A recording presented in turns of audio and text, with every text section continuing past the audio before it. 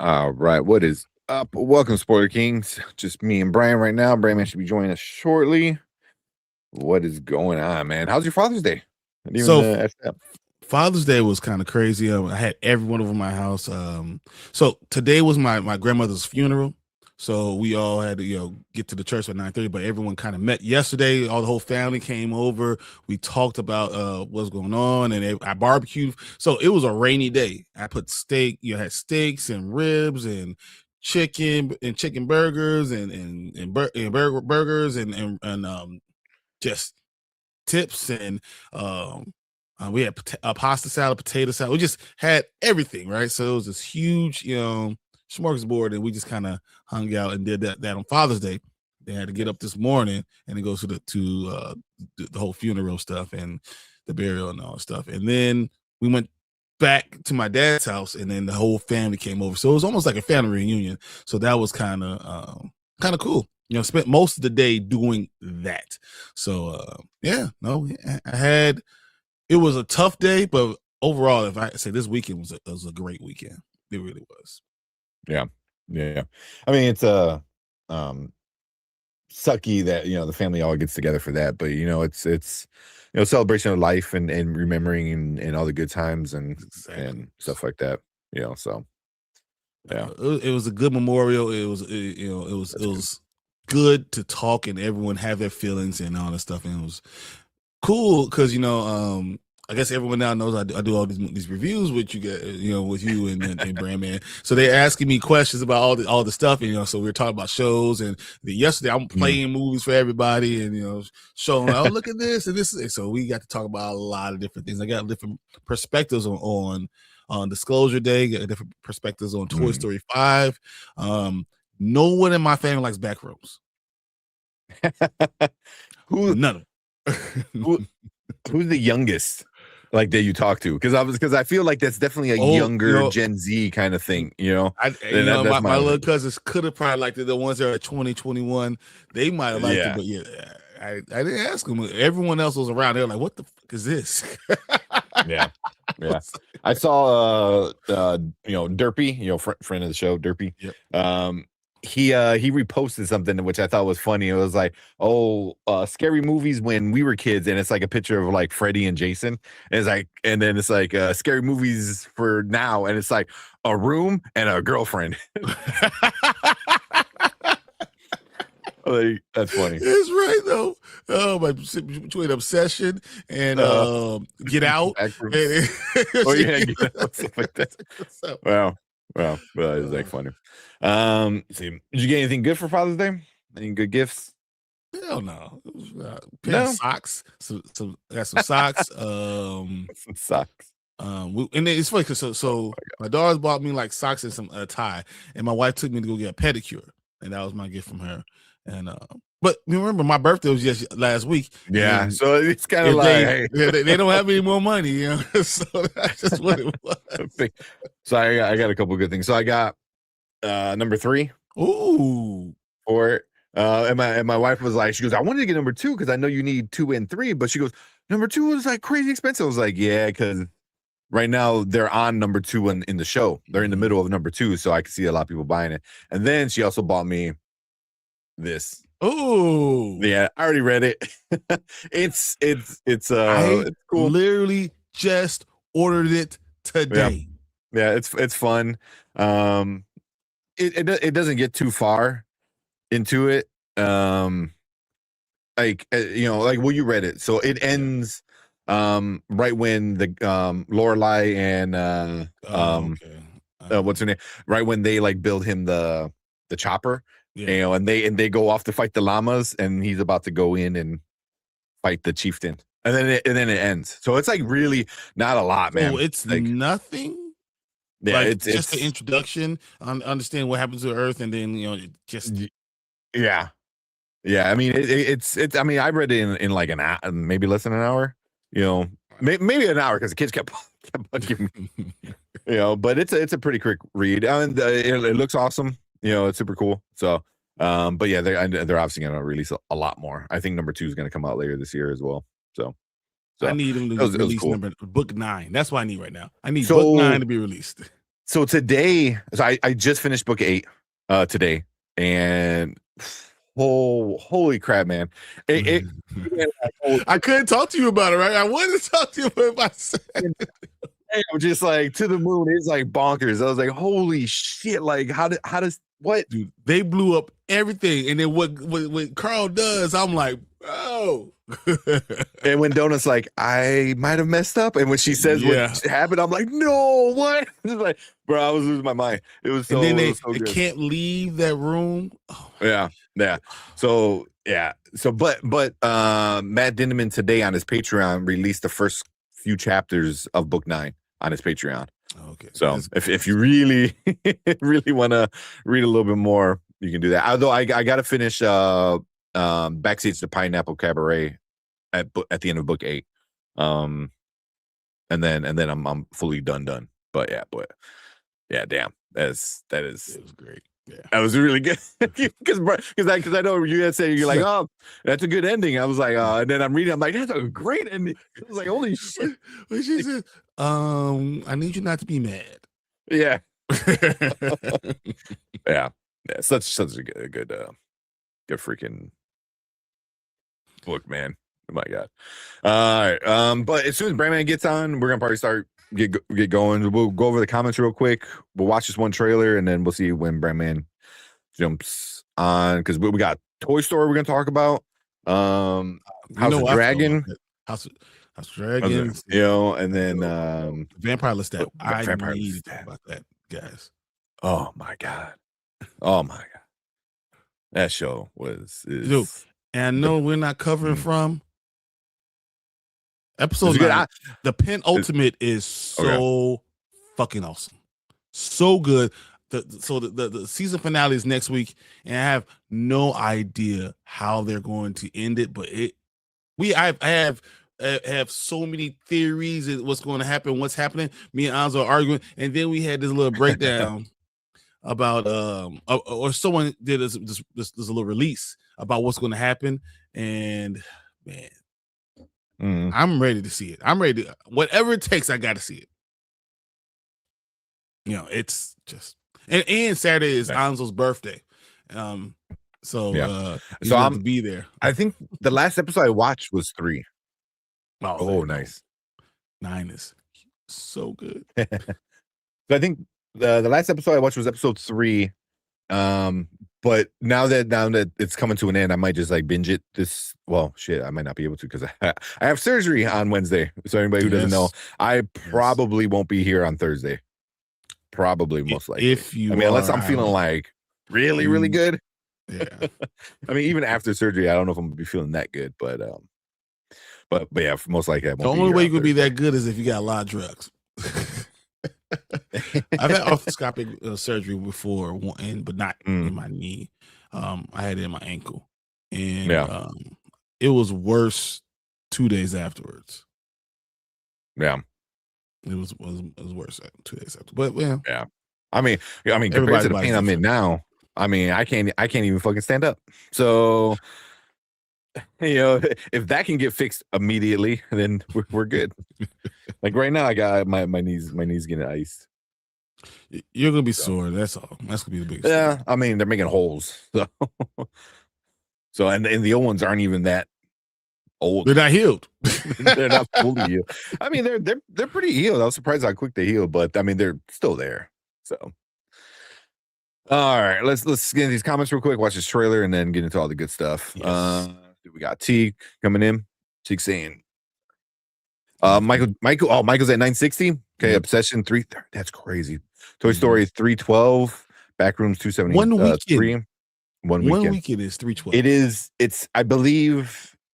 So Pixar owns the biggest opening weekend for animated movie, and now Toy Story is the second biggest opening weekend for animated movie. Dude, so I think Pixar owns both of those. Can you imagine? I'm gonna guess we're gonna hit 1 billion. Toy Story might get 1 billion in 28 days. Within 28 days, it might hit that 1 billion. It might, because I'm hoping I feel better enough, because I have Wednesday until next Wednesday off. I'm hoping Monday or Tuesday, I'm feeling good enough where in the middle of the day or first show or something, I could take my son, well, not just me and my wife can take my son to go see Toy Story, so, and that, we want to go see it again immediately. So, and you saw it, what, like 5 times already? I've only seen, it's only been 3. It's only been 3. Well, yeah. So yeah, it's gonna make so much money. So much money. Yeah, it said tickets for Wednesday Supergirl show are beyond slow in sales, but they're improving. Only 2 slots sold out so far. Yeah.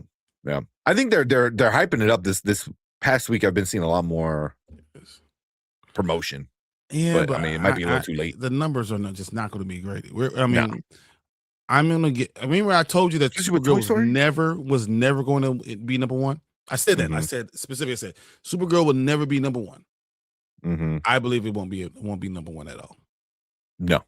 Toy Story will still be number 1 next week, and then after that you got Minions, and after it's like in after that something Moana is something every single time you turn around. The Odyssey, like you will never see it be number 1.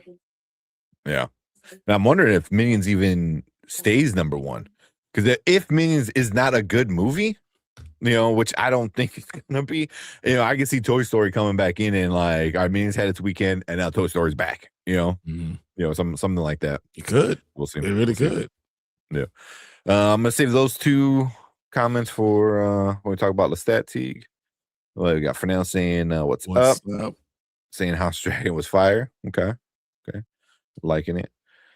Scary Movie was a little better than the original. He means Toy Story 5. He means Toy Story 5. He says it later. Oh, okay. I was about to say, I was like, so ready for the Bleach Year Blood War finale in theaters. That's gonna be a lot of fun. That's gonna be a lot of fun. Man, we got Mom Bear saying spoiled sports. Yeah, didn't remind us. We did it all on our own. We did it. Yeah. Oh man, and then Mom Bear said, "Hope we had a good Father's Day." It was good. We were gonna go over by my in-laws.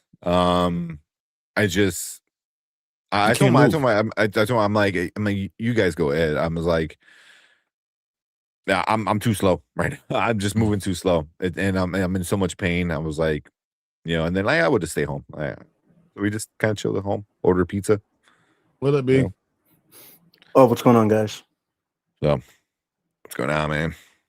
I'm having a bad day. Yeah. Oh no. Oh yeah. I told you, like, so today was my grandmother's funeral, so I had to deal with that all day today. And then, but yeah, Father's Day weekend was really good and had a lot of time with family. So that's good. That's good. I'm sorry you had a bad day though, bro. Yeah. Oh, it's all right, man. Yeah, I'm sorry to hear about the funeral. Yeah, I mean, I knew that was coming up. So. Yeah. But yeah, we'll definitely talk later. I'm guessing you probably don't want to bring it up. We'll talk afterwards. I can't wait I want to know exactly what's going on. Well, hopefully we can talk. But did you watch everything? Did you watch Lestat or did you get a chance to watch Lestat and yes. House of Dragon? Oh, and Toy Story. I know for you, Toy Story is a little bit more difficult. You don't have the excuse of having. No. I managed to see it. Yeah, I still managed to see it. There. I don't know if you guys seen the meme, of the Billy Madison, where he's like, the adult sitting around all the kids. So they made it so he's like dressed up as Woody and is like 35 as a single guy kind of thing. Made me laugh. Yeah, half the people in the audience, you have to use a little crayon to color in the back of their hair because they're all losing their hair because they're so people. Yeah, and I saw both of the second post credit scene was that's not even a post credit scene, but whatever. But yeah, we'll get into that in a minute. Oh, okay. Yeah, that's where he goes. He said Toy Story 5 was better than the original. Okay. And we got Ace saying, "What's up?" Ace. Peanuts and Skittles. Yeah, Anna, what's up? How you doing, Anna? Saying hi over on the Vert. Yeah, trying to skip through so we can get going because there's gonna be a lot. It's a lot tonight. Yeah, I was like, something happened with Anzo. I haven't been able to follow because I told him I've been out with the whole thing, but I know he was messaging me. I haven't had a chance to check all the stuff out, so I was wondering if hopefully he's good. Anzo was right. No. Anzo will never be right. I will never say those words ever again. Somehow Anzo is wrong in something. I don't know. I don't know what it is. But we'll find a way for Anzo to be wrong about something. It's always something. What's up, Kevin Davis? Make $1 billion at the box office. Easy. No question. No I was question. wondering if it does it in the 28 days. That's what I'm saying. Like before in a 28 month? days. Not even a full month. I want to see $1 billion. Yeah. Big shooting here in MTO. Yes. Okay, that's what it was. It was the shooting. Yeah. Okay. Was that really? Yeah, and I think his girl is close there, and I'm just glad he's safe. That's super rare up in Canada. Like, yeah, exactly. They must have been from Chicago. They must have came up or I was gonna Detroit. say, They had to come through Detroit to go to Montreal. That's what getting all those Americans moving up there. I understand. And that, I'm hearing a lot of Americans that Canada is actually turning people away. They're doing background checks on anyone who's coming in from America to make sure that they don't have any of the stuff. I can see that. SWAT team and all. What? Damn, bro. And for real. Damn, we're behind. I hate that. Yeah. I'm glad you were good though, man. I'm glad she's okay. Yeah. Yeah. The micro works like not even a block away. Damn. That's like right there. Yeah. So I see. We got Tamika. What's up, Tamika? Hey, Tamika. I hope everyone's good. Safe. Yeah. I need to call him. Yeah. We got Drew. What's up? Anyone excited for Supergirl? I'm excited. I'm excited. I'm not like, oh my God, I can't wait. But I'm like, okay. I'm hoping it's gonna be a good movie. I don't know if I'm excited. I might not go Friday just because I might not be able just to go in general. But but I'm gonna try to demonstrate. No one right?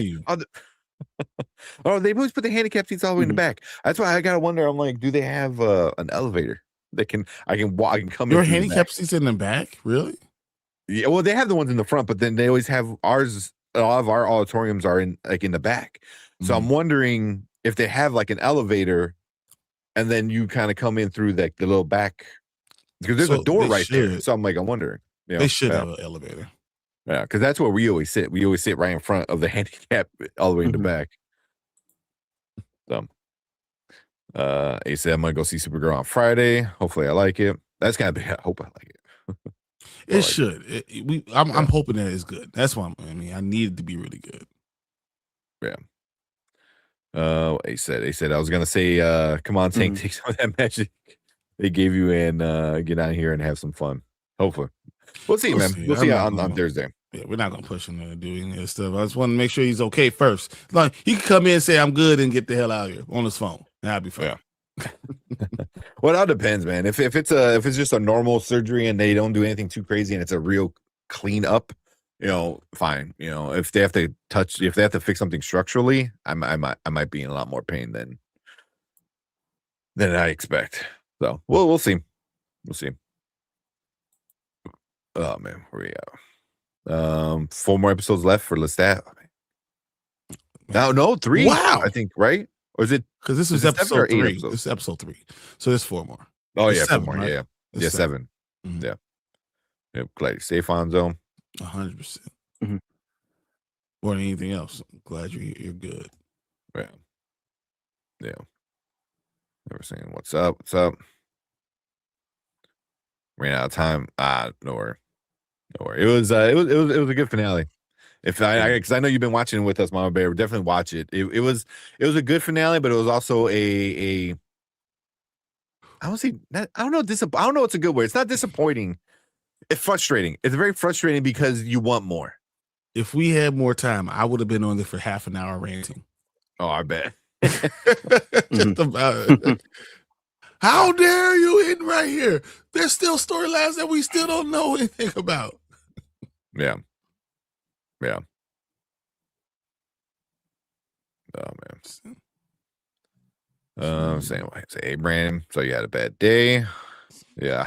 I'll hug you if I could from out there. Yeah, If only a hug would do me any good. Oh man. Yeah, Tamika's in the house. I said what's up to her. I think it's about it, right? Who do you think the villain would be? Oh, that's a good question from Drew. Said the theater I go to, the handicap is in the middle, which is perfect for X screen. The one I go to, the handicap is in the middle. There's all like 10 handicaps right there. Yeah. Drew said, who do you think the villain will be in Spider-Man Brand New Day? For me, I think it's going to be Tombstone. I think that's too easy. I think Tombstone's going to be a B-level villain. Mr. Negative could be someone. There's an who's the other one? Oh my god. There's going to be an overarching big bad guy, someone who's using Jean Grey who's forcing her to do things. Yeah, and I can't. Yeah. I had a guy's name. I can't remember which villain it was. Mr. Negative is a good one. Yeah, but Mr. Negative can do the same thing that she does. That she needs. That's for. Go ahead, B. Yeah, that's where my mind usually goes to Mr. Negative. I could but would that be too similar to Jean Grey? Well, if we'll say that he's kind of manipulating Jean, it would make sense. So I still wouldn't rule that out. I think it would be cool. So it's someone who's like kind of in the background, doing all these things. So we know Sadie Sink is not the main villain. We already know it. We know Keith David is voicing the Jackal, right? But he's not a main villain. So that's what I'm thinking. Like, okay, it has to be Mr. Negative is the only one with the power to kind of do that stuff. There's going to be someone else that we're not thinking about. Because we know we're gonna get Scorpion, we know we're gonna Tombstone, we're gonna have Boomerang and all that stuff. But who is the main villain? It's gonna be somebody with the hand, right? Because the hand is just an extension of the villain. So it's gonna be somebody who's in charge of the hand. So that's a good question. Yeah. So be good. Thinking Jackal will be interesting, but I think it's gonna be a bunch of villains that are just gonna kind of like build up to. And then Spider-Man going through his, kind of crisis kind of thing. And if anybody ever read, like the original Ultimate Spider-Man, when, spoiler, he dies, that's how we get Miles. But he dies is because he literally gets overwhelmed. Like just every single villain, like they kind of figure out who he is and they just start attacking him on every kind of at his home, his Electro and all everything. It's everywhere. Yeah. Everywhere he goes, he's being attacked. Civilians, and he's just getting attacked everywhere, and they just literally beat him down just from being like so tired, and then they kill him. Which it was super sad, man. And he dies in May's arms, right? Yeah, I think so. I'm almost positive he dies in May's arms. Like he crawls up to her and then like dies like right in her arms. Yeah. Because I remember like the Avengers or whatever were like, "Hey, you need to like slow down." And he's like, "If I slow down, people die." And he just kept going and going and going, and it just gets the shit beat out of him. So I wonder if they're gonna do something like that. Obviously, they're not gonna kill Tom Holland, not yet, but they're gonna I think they're gonna stretch him thin to the point where like. Which would add stress to him, his transformation and stuff like that. I can see stuff like that happening. He could become the Man Spider. He could die. And they can explain it away. Reborn. Yeah. But the idea that he's not going to be in Doomsday tells you that something's going to be going on with him. Something's happening when he's not going to be available for Doomsday. Yeah. Like that. And then Anza said, Brand Man can only get better, homie. That's what it needs to be. You know what? I don't know, you guys. Brand Man's been, whatever, keeping his head up, and he's been keeping his head up for a while now. So you just gotta hope. Yeah. Think pop. Mhm. Oh man. Tom Holland did it again. He let it slip. Someone remembers Peter. I think Hulk. Ooh, that'd be interesting. I think that even happened in the comics where the Hulk retained his the Hulk, not Banner, but the Hulk had retained his memory of who Parker was. If it's coming back to me correctly. Oh, good. I think you're Is that right. yeah? No one puts the final blow in Ultimate Story. He lived through it. I don't remember after that because I remember reading the Miles, and then stuff was going on in my real life. Yeah, I know. Yeah, but once they finished up the Ultimate Universe, that at least that version of the Ultimate Universe. I think he's right about the. They first saw Miles was doing a good job. Spider-Man comes back and gets in MJ. Mm-hmm. Then they take off in hiding. There you go. So it's just your theory. I think that makes sense though. I think, and Brandman's right about it being Hulk and not Banner. So that's why Banner kind of has an inkling that something's going on, and then Hulk remembers them all together. So yeah, that'd be cool. Do you think they turned him to Gray Hulk, Mr. Fix-It? No.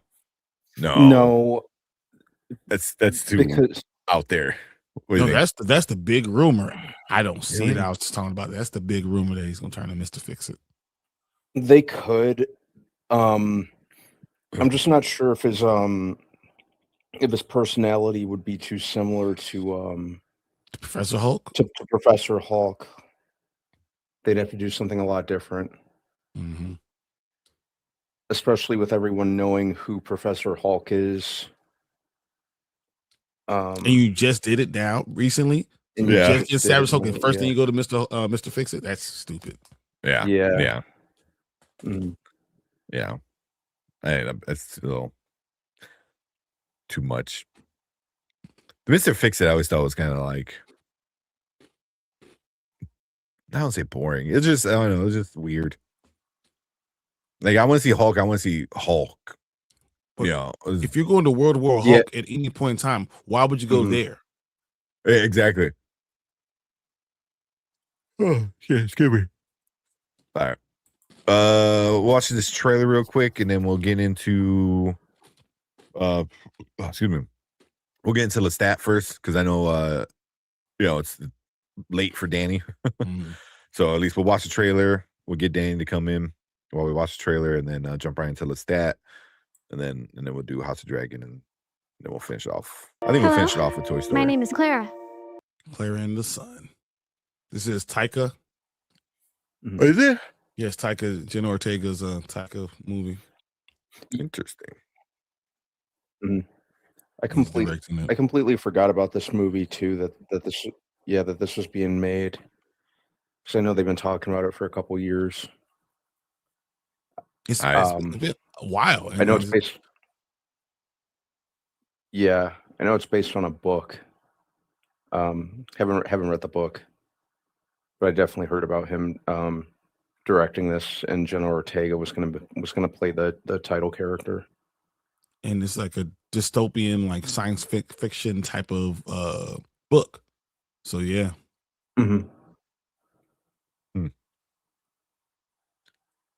All right, where we at? Can close out some of these windows real quick. There we go. All right, let's check this out. Let's go.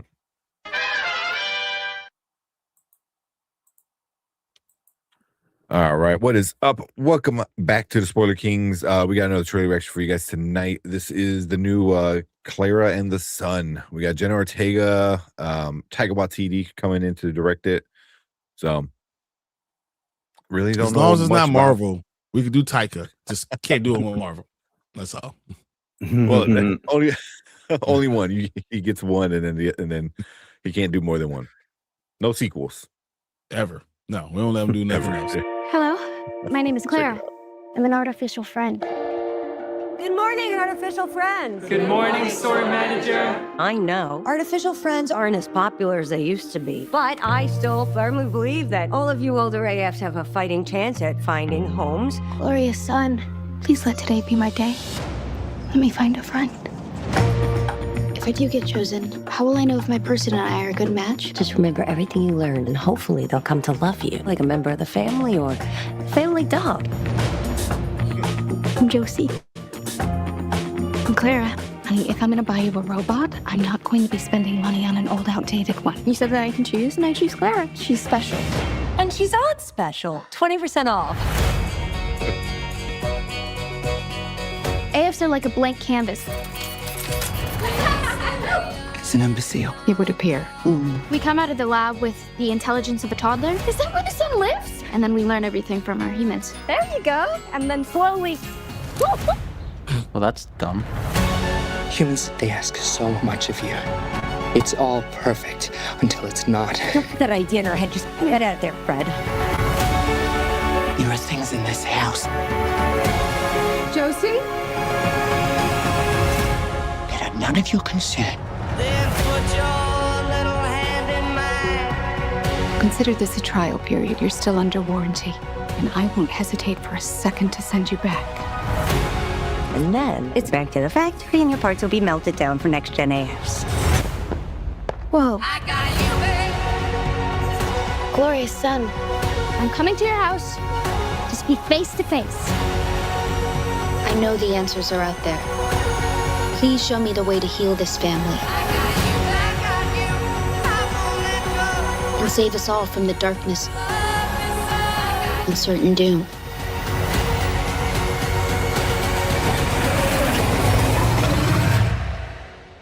Okay, thank you. I love you.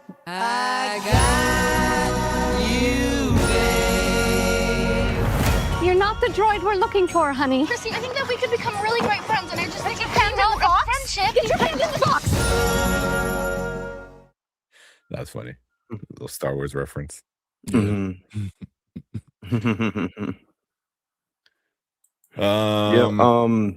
Okay. What do you guys think? Yeah, we'll see about this one. I don't know enough about the book to pass too much judgment. But I don't want to completely write off Taika Waititi because he's literally made only one movie that I didn't like very much, but a lot of his other stuff I really have liked. I can't forget that he made like in addition to Thor Ragnarok, he made What We Do in the Shadows, which is one of my favorite comedies, both the show and the movie. Jojo Rabbit, which I really enjoyed. Hunt for the Wilder People. The trailer did kind of give me Hunt for the Wilder People vibes, if I'm being honest. So hopefully this is kind of a return to what he's to form, like a return to what he's good at. So Jenna Ortega is pretty good in everything that I've seen her in. So it kind of makes me want to go research the book just to kind of get a further feel for it. So it definitely doesn't look bad. I get like a quirkier version of Steven Spielberg's AI from the trailer. And dude, I was thinking the same thing. I was thinking AI and like, well, I mean, I guess it's a story that's been told before, like because Alita is, kind of, plus a lot of action. AI is it's a really good one. Yeah. Okay, what were you, Brian? It's very Taika. It feels Taika. I mean, and looks very interesting. So I feel like it might be a good mesh with him with this type of stuff. I think this is what he probably should stay with, honestly. So will it be something that I run to watch? Probably not. Was it something I will watch, make time to watch? Probably so. Just because he's that type of person. When you have an original idea, he excels. And I would be interested in seeing what this is. But yeah, it gives me any AI thing that you ever have, you'll fill in the blank with AI movie. It feels just like that. Yeah. It looks good though. I like it. I get a little Taika. I'm not like, it didn't feel like some of his other movies didn't feel like too overly Taika vibes, which I'm like kind of interesting, with it. So, but yeah, I mean, he's good with serious topics and adding a little humor into it to soften the blow. This one I didn't get a lot of like humor, not a lot of his humor. So I'm kind of interested to see maybe he steps away from his like traditional kind of style and does something like this. So I don't know, but like Brandman said, besides Love and Thunder and that soccer movie he did, he makes pretty good movies, so I got to give him a chance, so and it looks good, and it's also we're getting a movie, we're getting anything with Jenna Ortega where she's not just mean mugging the whole time. like she gets to smile the entire movie, so it's definitely like a newer thing for her, right? Yeah, so I'm down. Looks cute. So yeah. But let's see what you guys in chat are saying real quick. Malbear's Tech still allowed to make movies. Sometimes. He took a little bit of a break though, because he did that soccer movie was the last one, and that was probably two years ago, 2024 maybe. Yeah. So yeah. I said, Yeah, I guess I don't 2023, 2024, something like that. Yeah, something like that. Yeah. Tony says, "What am I having Jenny Ortega as a robot companion?" It'll be my companion, not player in the sun. Yeah, exactly. I mean, it's a different AI movie. Oh man. But this is Taika's is quirky Disney Kano director. No, kind of. He does different stuff. I mean, he does push the envelope on other things too. So Taika is not just a straight laced, Disney Channel director, because he talks about difficult subjects to talk about. He does address them. So he gets like darker. Like I think the two ones that besides Thor that everyone really talks about him being a great director is What We Do in the Shadows, which is so funny, and it's so it takes the vampire thing and like kind of really flips it on the head and makes fun of it. It's so funny. And then Jojo Rabbit, which is a very serious movie. But again, I kind of like this one. It's like I really had no drive to see Jojo Rabbit. And then once I saw it, I was like, okay, yeah, this is like an amazing movie. But and I wonder if this is gonna be something similar. It's like, I don't. When I see it, I'll see it. But I know once I do, I'm like, damn, that's a good movie. So, that's what you usually do. Yeah. I saw your comment, Drew. Let's finish up before we get into that. We'll finish this up and then we'll get into that question about Taika. But yeah, like Clara and the Sun. There you go. New Taika Jenna Ortega movie coming out. I think it's in like October or something like that. So October 23rd. 23rd. Mm-hmm. Yeah, October. Yeah. So we'll definitely we'll probably watch it and review it around Halloween, because that makes sense. A perfect Halloween movie. Exactly. But we appreciate you guys coming in and hanging out with us. If you're watching on the replay, hit that like button, hit that subscribe button right down there, and make sure you guys leave a comment. Let us know what you think about this trailer. And if you guys are watching live, you guys are awesome. Love all your comments and everything. But stick around, because we're gonna get on to our next topic.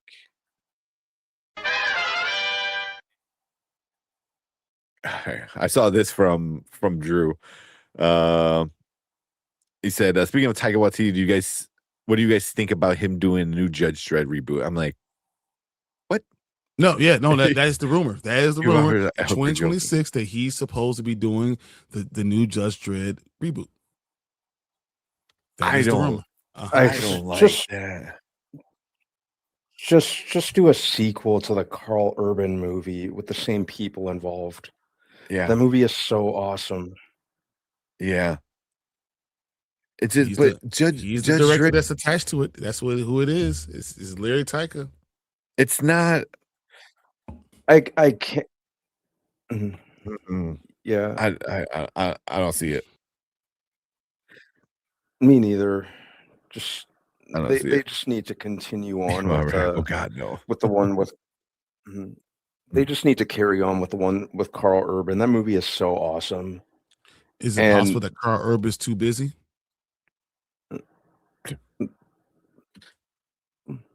He said he wants to do potentially, it. well, He said, yeah, I know he said he's he wants to do it.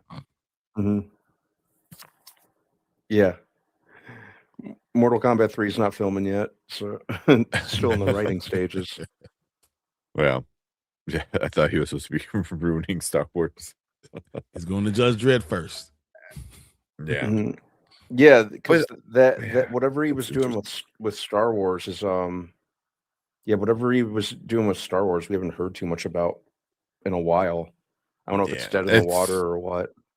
it probably is, especially with the regime change and stuff like that. You know, yeah, it's yeah, I doubt he's gonna get it. You know, I mean, if he does, I mean, even still, like you could do like a side story and whatever, you know. But at this point, Star Wars doesn't need any more side story. It needs Star Wars. It needs the main storyline. It needs you know, Star Wars has turned into nothing but side stories. yeah, exactly. Brandman got his working man white tee on. I see you. That's funny. Drew said Dredd with Carl Urban was awesome. The director of that movie understood the source material so well. 100%. Why do you think it didn't make any money? Yeah. Probably for a bunch of reasons. No I have no zero idea, 'cause marketing. I don't even. There was like none. Yeah, there wasn't very much marketing for it. Mm-hmm. Because I remember when it came out, I don't even think it had. I don't think it had too much competition, if memory serves me correctly. But yeah, I think the marketing just failed it, unfortunately. Yeah, and then also people still remember the Sylvester Stallone Dredd. You know what I mean? Oh my god, that You was so know, bad. people still remember that, and that was a movie. You know, It did come on film. 95. Mhm. yeah. So, what do you think the and it's Rotten Judge Tomatoes Dredd. is Judge on that Dredd's not movie? like Judge Dredd is not huge. You know what I mean? Like it has its following, and that's about it. Like, it's not like a mainstream comic or anything. You know. What do you think the Rotten Tomatoes was on Judge Dredd? No, Mm, no, he's. Wait. Mhm. I'll say 70. Okay. Mhm. Yeah. What do you say, B? The Carl Urban Dredd? Yep. Probably, 76 maybe, I'd say. Okay. So Oh, it is 76? the critics gave it an 80, Wow. Mhm. and the popcorn meter gets a 73. So the audience gave it a 73. That's interesting. That's Mhm. interesting. I thought the audience would have been higher for sure. An 80 with the critics is pretty good because it's a fun movie, man. It's a good, you know, it's very self-contained, kind of linear kind of story, but it's Dredd. 14 years. It's been 14 years. And yeah, and it left the door open. It left the door open for more that they could do. I liked one thing that I really enjoyed about that movie is you know, you have this like big chaotic event building, and to us as the viewer, it's like this, you know, it's this big insane chaotic event, but for someone like Judge Dredd, it's just another day on the job, It's a Tuesday. which I enjoyed. Yeah. Yeah, exactly. It's a Tuesday. And I liked how, like, in the comics, Dredd never takes his helmet off. Yes. You never see his face. That was awesome. Yeah. That's exactly. I liked how it that should Carl be. Urban was willing. Yeah, I like that Carl Urban was willing to like leave any ego at the door and just act using the lower half of his face.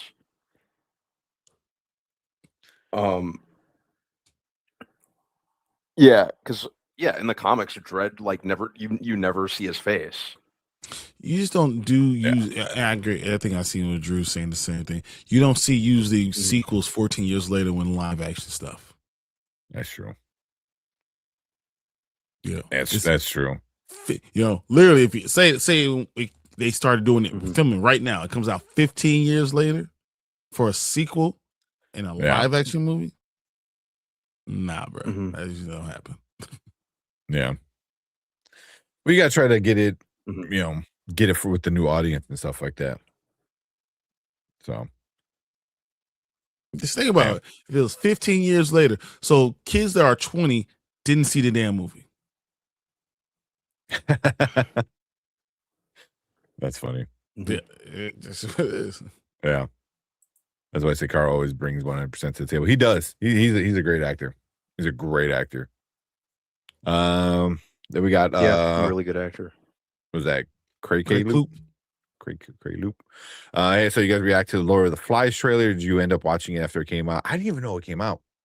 I didn't know it came out too. I read that post. Yeah, because I don't have Netflix anymore. So, I mean, I do, but you know how much things that came out recently. I've been trying to hold on for dear life right now. All this stuff is going on. Yeah, but it is now that if you're saying it's out, I'm probably gonna look it up and watch it because I for sure want to watch it because that trailer looked amazing. And I want to see if it holds up to like the one I grew up with. If I can, I'll try to have it done by before Thursday and try to talk about it. If you want, I won't be here. Most likely, yeah. Maybe we'll do it the following Thursday because we got too much going on.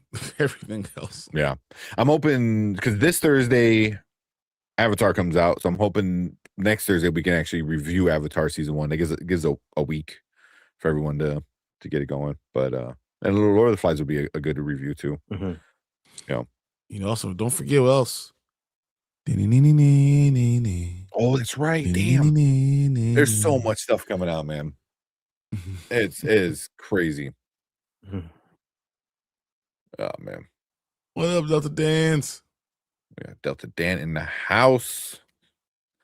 Appreciate Delta Dan coming in. What else you say? So you guys saw your trailer reaction for Lord of the Flies. Did you watch? Okay, sorry. I know we didn't get to it right away. The comment, but yeah. He says it did come out and it was really good. I recommend. All right. I'm check it out. That's not the question. Yeah. Wednesday will be a day just sitting there by the TV. Yeah. Watching girl. Yeah. Yeah. But it is a movie because like the original was so good. Well, the original, the one that from the 80s or whatever. That one's so good. I mean, the story alone is really good. And I think it's important. But yeah. It's hilarious. So seriously, I need that as a morning alarm or something. that was my I think it was my ringtone for a while. I had a bunch of different ringtones. Now my phone's always on vibrate, so I don't even know what my ringtone is. Like if my phone were to ring right now, I wouldn't know. Like, whose phone is that? Oh man. Taika ruined me character. Like me character. Oi. Taika ruined me character. Like the Carl Urban. Oh man. That's funny. I love it. Yeah. Yeah, it's out. I meant to watch it. Okay. Yeah. Definitely gonna watch it now that I know it's out. For sure. All right, Oh man. Let's go right to the House of Dragon. Also, yeah. What's up? She just like snuck in here. I'm like, I don't even remember him like saying what's up or anything. He just comes in here and just like drops the comment. Drops knowledge, and that's what he said. And then see him saying I hate everybody. Yeah. All right. But he said Danny didn't see it or didn't finish it. No, he didn't finish it yet. So he said just go ahead. Okay. All right. Yeah, we'll do Lestat and then we'll do House of Dragon and then we'll finish up with Toy Story. That sounds good. Toy Story is fine. Phenomenal. It really is. It's man, I wasn't ready. I think, and I'm telling you, and this is a preview. I think Toy Story 5 is better than 3. I think 3 has the better moments in 3. Yes. I think Oh as a my God. movie, Toy Story 5 is better than 3. Now I'll argue this. There's no better moment in Toy Story 100%. history. I can agree than with them that. holding hands and going to the damn furnace. There's no better moment. But as a movie, Toy Story 5 is better than 3 was. 2 might be the number 1, and then I will put 2, 5, 1, 3. 2, 5, 3, 1, 4. I think that's what I'm going. Yeah, dude, I was all day getting ready to fight you on like that. This might be better than 3, but that's the thing. Like exactly you said, 3 has one of the best moments in all of like animation. You know, like just in general. You know, it's like that moment when they're holding hands and that's one of the best moments like ever. Super iconic. You know, that's up there with like some of the more iconic things ever. You know, it's gonna be like, you know, what else is up there? Like I Am Your Father. You know, I don't know, I'm trying to think of other like big moments. I mean, even if animated, would be like Mufasa or Simba going up to Pride Rock and roaring. Like it's a moment, or Simba being held in front of all the rest of the animals. Like, it's a moment like with that. the song playing and stuff. Yeah, exactly. Yeah. You know, like, and that moment's gonna be great. But like overall, like 5 was phenomenal. Was so good. I think 2, 5. I think 2 is better than 1. First off. When I'm looking at Delta Dance, I think 2 is better than 1. But I love 1 though. 2 is better than 1. You know, I would go 1, 2, 3, 5. See, I would go probably 2, 1, 5, 3, and 4. I think 1 is good, but 1 it's hard comparing them because they're all Toy Story, and 1 was made in 1995, and this one's made in 2026, and it's a better overall movie, you know, just because it's 30 years. I think the message and the story is really good. But most people like the Andy stuff more than anything. But I think it's the first time I did like it. Yeah. And Bonnie was also great this time. I called it. We're getting the Andy trilogy and we're gonna get the Bonnie trilogy. And then this weekend after this movie came out, the director said we're gonna finish off the Bonnie trilogy. I was like, they're doing the same ages too. They're doing, you know, around 4 to 5 for the first one. You know, granted, she was a little bit younger because she was introduced in 3, but so she was roughly the same age, and she's 8, you know, in this one. And Andy was 8 to 10 in number 2. So there's probably gonna be a time skip and stuff like that. And we're gonna get the Bonnie trilogy. We're gonna get the Bonnie trilogy. I hate all that hate that a lot of people have been saying about Toy Story 5. I really don't like it. I don't get it at all. It's really surprising me too. Yeah. Because I ended up really, really liking it a lot more than I expected. Same. So, the hate that it's getting is really baffling me too. I don't get it. I definitely agree. I'll go. Well, we'll get into it. We'll get into it for sure. But yeah, I saw some of the hate where I see people like, oh, well, this didn't make sense. I'm like, yeah, it did. Like, that makes sense. Oh, the whole, you know, Buzz side story. Yeah, but it plays into the main story, you know? So it was like, you know, even Lily Pad. I thought Lily Pad, I'm like, that's going to be stupid. She's not even, I'm going to even say, she's not even the villain. She's not even the villain. Because she was still like, her main objection or objective was, I'm looking out for Bonnie. I'm trying to do what's best for Bonnie. There are villains. It's those 3 little girls. And I was like, they are with Carla and whatever. That's the world. That is the world. And then even the point of that, you can do toys and you can use technology, both, especially as you grow up, to merge them both. You watch what's going on, but you need to make friends. Don't just be on computer. But I need to, you know, when I'm in the city, I go see Brandman. I need to see him with my own 2 eyes. We need to go somewhere. We need to go do this stuff. I need to go to Tank's job and see it. Like, you want to be with people too. It's not just seeing them and talking online. You want to be. It's the Ready Player One. Live life. Yeah. Yeah. Online is great, Mhm. but live Yeah. life too. You want to do both, you know, and Yeah. that was the whole story. Yeah. Yeah. It was so good. Yeah. Combine them all. Yeah. Oh man. It's been running through my head all stream. Yeah, she sensitive is hilarious. I'll wait till after we do the stat and then stat stuff. Yeah. Okay. All right. Shit. What was the title of this one? Oh, the title. It was Canada. Was it Montreal or Toronto? No, it's definitely not Toronto. Oh my god. Why am I blanking on the damn title? Oh my god. Was it Toronto? I mean, they're all yeah, it is Toronto. It is Toronto. Toronto. Yeah. Yep. All right. Yep, it is. Yep, it is. Mhm. All right, let's jump into it. We'll try to keep it under an hour. We'll say it that way. We need to. We need to keep it. We need to. Yeah, we got other stuff to talk about. All right, let's get this train rolling. Let's go. All right, what's up? Welcome back to Spoiler Kings. We are back talking Vampire Lestat, episode 3. This one's titled Toronto, where Daniel pushes Lestat about his time in Paris and starts kind of pushing him into like what his songs mean.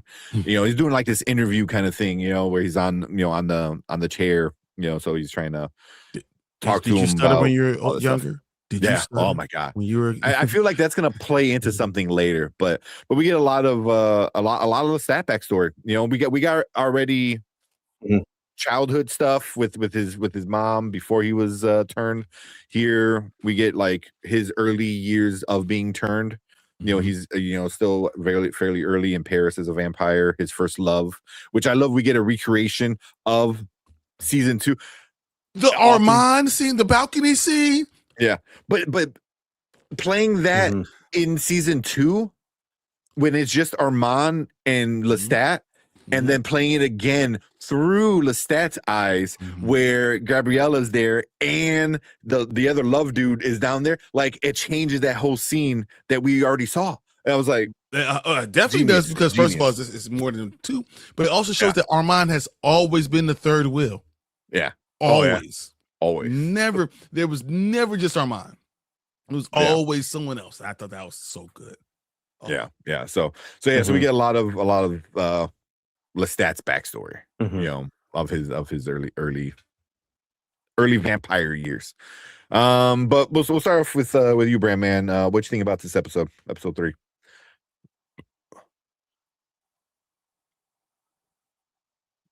Oh, You hear us? hello, Brandman. Yeah, I really like it. I really that was Lestat. Yeah. Yeah. Can you hear me? Just really like You got me there? Yeah, it's like super laggy. Can you hear me now? Yes. Just really. Yeah, and I have like no windows open, which is just getting on my nerves. But I liked that. I liked that it was a Lestat deep dive. I liked just how much we learned about Lestat, and I liked that he was still kind of trolling Daniel in the present day with the interview, like projecting illusions and just that was pretty funny, because that was very much in line with Lestat as a character. Just like showing his vulnerable side, but at the same time still being super extra, which I thought was hilarious. I liked what they did with Louis.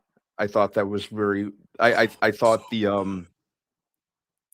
I thought the duality, how they balanced what he was doing versus what Lestat was doing was pretty well handled. And I liked Man, like the last couple shots of this episode really stood out to me with Louis in the diner seeing someone who reminded him physically of Claudia. I thought that was great. I thought what they did with Lestat performing his show, and then that final shot with Armand. Something about that shot was just kind of eerie to me too. Just the way he was staring at the camera, just kind of wigged me out a little bit.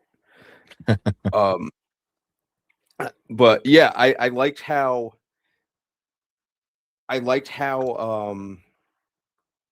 they're from a tonal standpoint, they're not going as like over the top and chaotic as the first episode was. And you know, they're slowing it down, which is probably the best thing they can do for the show at this point.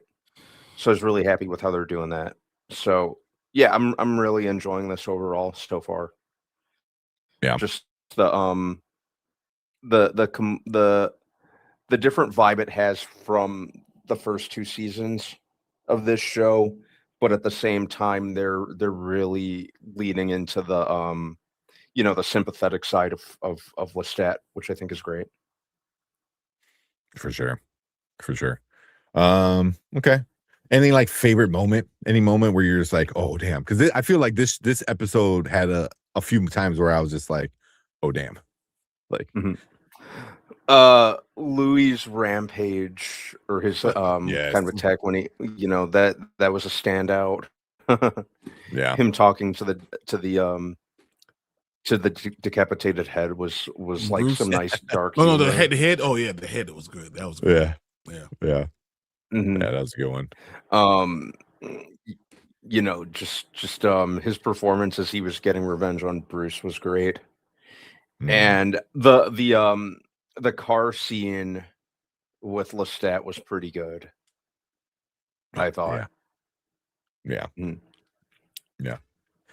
So Okay. I think those were like my my top two. Sounds good. Okay. I know we'll get into like more details too. But what about you, Brian? What do you think about episode 3? This was phenomenal. I mean, it explains so much with Lestat and Gabriella, and understand the changing of her and their story going forward, and her understanding of the changeling part of it. And then we get to Nikki and how they fell in love as humans, and then the transformation of Nikki and him going crazy, and Armand seeing people that have gone crazy, and it's like he's pushing it. I feel like he was doing it on purpose to push him, because he is the third wheel. He's always the third wheel. So he's trying to get rid of his competition all the time, because he's just that dude. He's not confident in himself at any point in time, so that he always feels like he has to push other people out. And I think that was obvious. And then it's really explained by that balcony scene exactly. Because through Armand's eyes, it's like, oh yeah, he and Lestat are kissing, and then through what Lestat's eyes, when it really actually happened, when you have Gabriella there, you have him saying, "Oh my God, you're so worth," like you said, the desperation coming off of you, just I can't even be in here. Like, but that sounds more like Lestat. Makes a lot more sense. And it's probably more truthful. That was phenomenal, right? And then as you said, the back and forth. So it's like we're seeing Louis read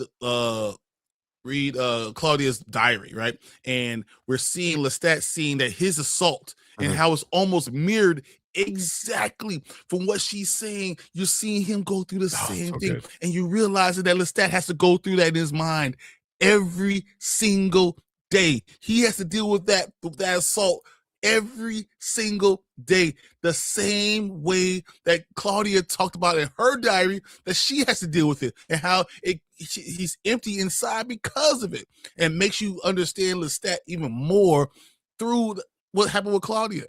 And now you understand why he also didn't like dealing with her, because he saw himself inside her. That was phenomenal. It just explains so much more.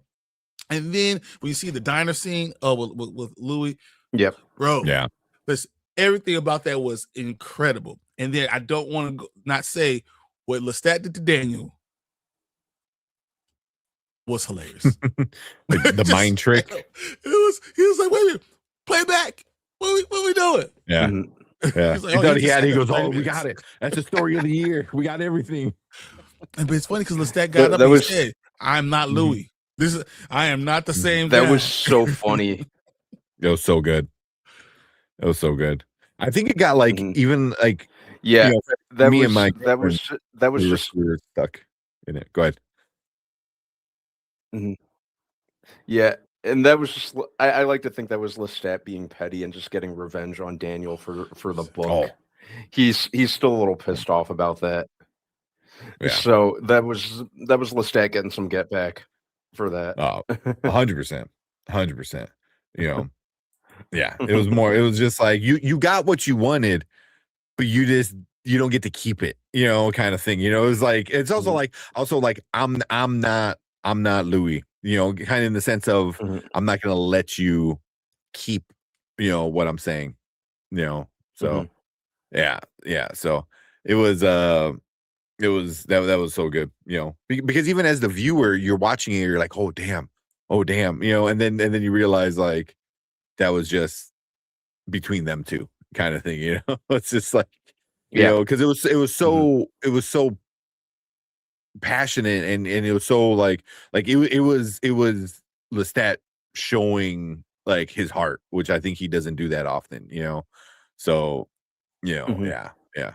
Because I was kind of wondering, I'm like, when it kept cutting right towards the end of the story, when it kept cutting to Daniel, you know, and it kept cutting to Daniel, and it was just like, and he was like making his face like he was almost like in ecstasy, like how Lestat was. I'm like, is this his thing? Because if Lestat's thing is music and he got like high off of that, like, is this, the thing for Daniel? You know, story, finding the truth, yeah, being able to figure it out, you know, get him. You know, like he was getting high off of it almost. But then now I'm wondering, I was like, is it that, or is it him being, you know, like I would say mind controlled almost, not, you know, like enthralled by Lestat just because of how powerful he is, you know. So I don't know.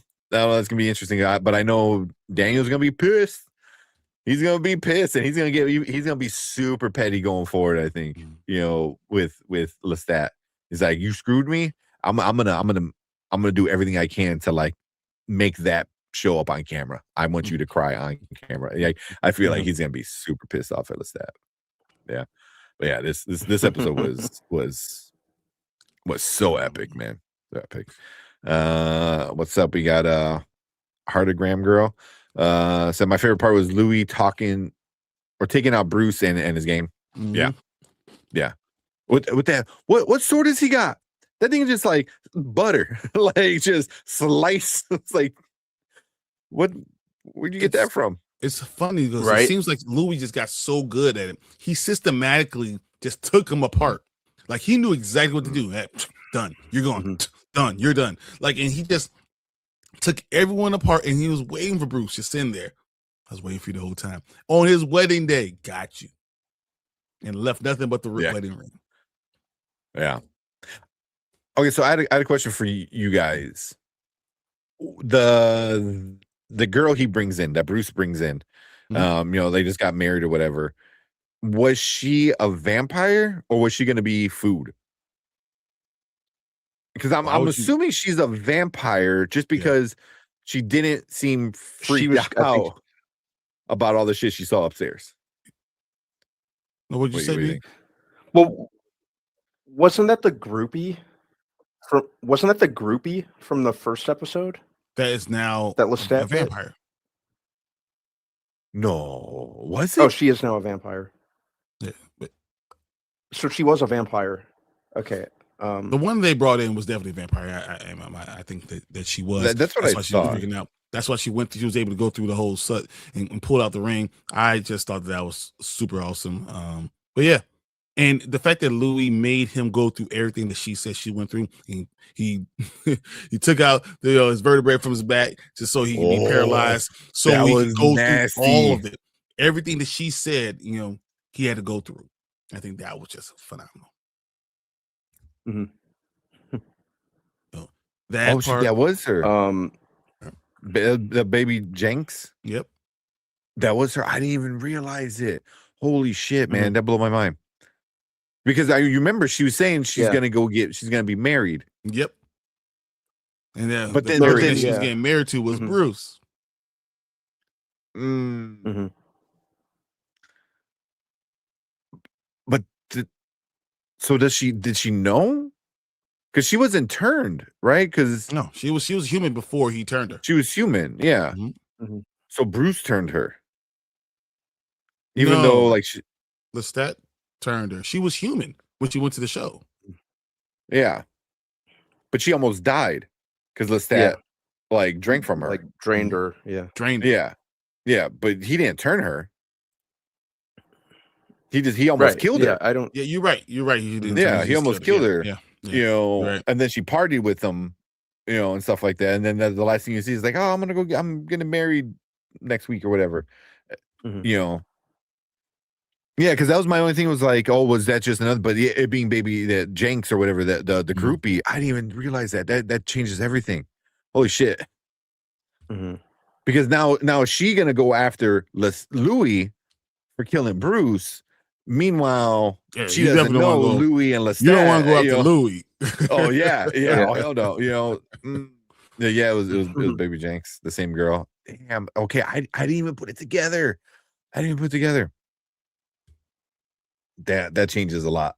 I know when I tell my girlfriend, I'm like, oh yeah, guess who that was? She's gonna be like, oh my god, yeah, that changes it.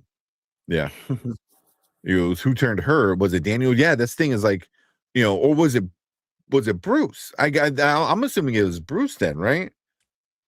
That's the question. Because- I have no idea who was it. Was it Bruce? Did they because they had to feed because Lestat didn't do it because he didn't feed her his Yeah, blood. So I have his no blood. idea. Yeah. Because I'm wondering, was it Daniel? Man, I don't know if it would be Daniel. See, but then like, because the Bruce is very obviously, you know what he did to Claudia, so it doesn't matter. Like he's you know he's a shitty person. You know, doesn't matter vampire or not. You know, so I wonder if he was going to do something similar to her. You know. That's This is we have to go back and check it out because I have no idea. Yeah, that's awesome. I definitely gotta. But I mean, this is a show where you need to to Watch it a rewatch couple it. times, and no matter Yeah. what, because there's just so many things that Because happen. it's so good. Yeah. One thing I liked a lot was when he's talking about Magnus and he's talking about his song and what they did in the show was awesome, where they made it like a music video, you know, because I was so like, I'm like, I had a big smile. I'm like, this is really interesting, you know, and it was kind of like a music video that they were playing, you know, where Magnus was lip singing, and they had like different like, you know, kind of styles and stuff like that, and the way he gets pulled out of the bed, and like Lestat has a smile on his face when he's thrown to the floor, kind of thing. So it was like, but then at the end you get like real life, you know, so you have this like happy version that Lestat wants to try to think it is, or is he trying to do it to like say F you to Magnus? You know, I'm still kind of like, I don't know, you know, but he has this version that he tells people, and then he has the real version, which he don't that tell actually anybody. happened, and no one Yeah, that actually happened. chest. And but that's when you see him in the car, and when Brandman was just talking about him that in the car scene, and he's seeing you know Magnus, and he's seeing everybody, and he's going crazy because he deals with that idea of the assault that he went through over and over and over and over, and it's like to the core principle of him. And as you see him going through, you're hearing Claudia's words, that how it matched up perfectly with it, and it was just so good. Like you hearing her words, but realizing that it goes for Lestat too, and his trauma, and the trauma that creates who he is. Man, yeah, so good. Yeah. Oh, it was like that. Yeah, everything about that was just like so well done, You know, with it, you know, because you're just completely like, you know, you just get the whole thing he told Daniel, so you're already like fully like I was at the edge of my seat like watching the show the entire time, you know, and then you get that part of it, and then even when he leaves, because like here comes Sophia, his mom, coming out over, and she's like, oh, let's go, blah blah blah. He's like, yeah, it's that way, get the fuck out of here. It's like he completely dismisses her, because of what she did. You saw what she did with the check, with the fake Lestat, uh-huh. And you hear it, and you know that he's like, I'm done with this stuff. That's too much, and she just loves that drama and pushes buttons, and seeing how people react, and that's what he was like, bruh, I'm out. That was hilarious though, when they cut to the bathroom scene, and she's like, that was great, crazy, and you see him in the background. He's like, what? He's like, he's just there, like he had this face of like, what the hell's going on? Because then also, was it for show? What I mean? Was she doing that because this guy kind of looks like a bootleg version of her son, or was she doing that to make a scene? Because she was obnoxiously loud.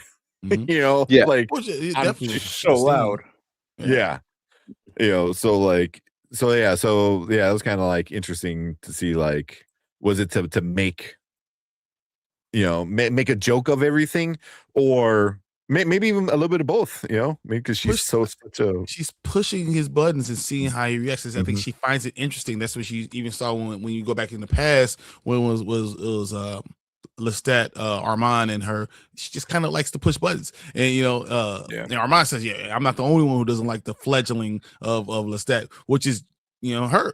So I think that it was just really interesting the way she is that person who pushes buttons. And the reason why they don't see each other for an entire century is because she's that type of person. Yeah. Because you would assume, if it's like Lestat and somebody, you would assume Lestat's the toxic one of the relationship. And then especially now with his mom and him, like the mom is drives him crazy. She's way worse. Like she pushes him to do things I think he doesn't want to do. But yeah, it was definitely a weird thing. It was kind of weird. I'm different levels, so many different levels. It was weird. A said, of course, she was doing it for sure. That's why she was so loud. Yeah. Because it's like, the noises coming out of her were not.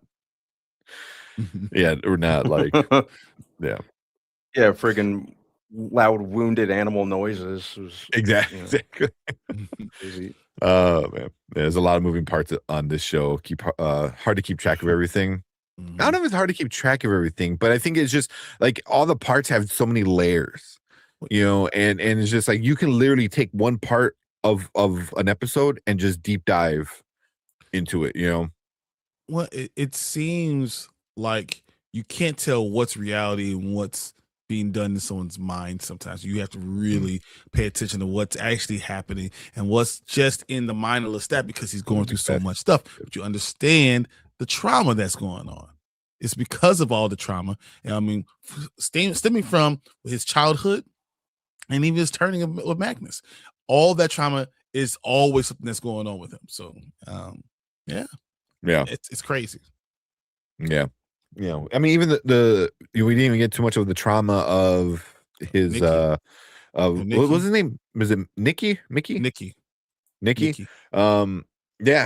didn't get too much of that, but it's just like I think that really messed him up. Like Gabriella said, I don't trust him. You should not turn him. Don't do it. Don't turn him. He's not the one for you. Yeah. But when you hear something like that, when her saying those things from her, you think it's because it's all her. She wants him, for herself, and it wasn't really that. It was she just did. He's not the person. He's not the person for you. She could tell that.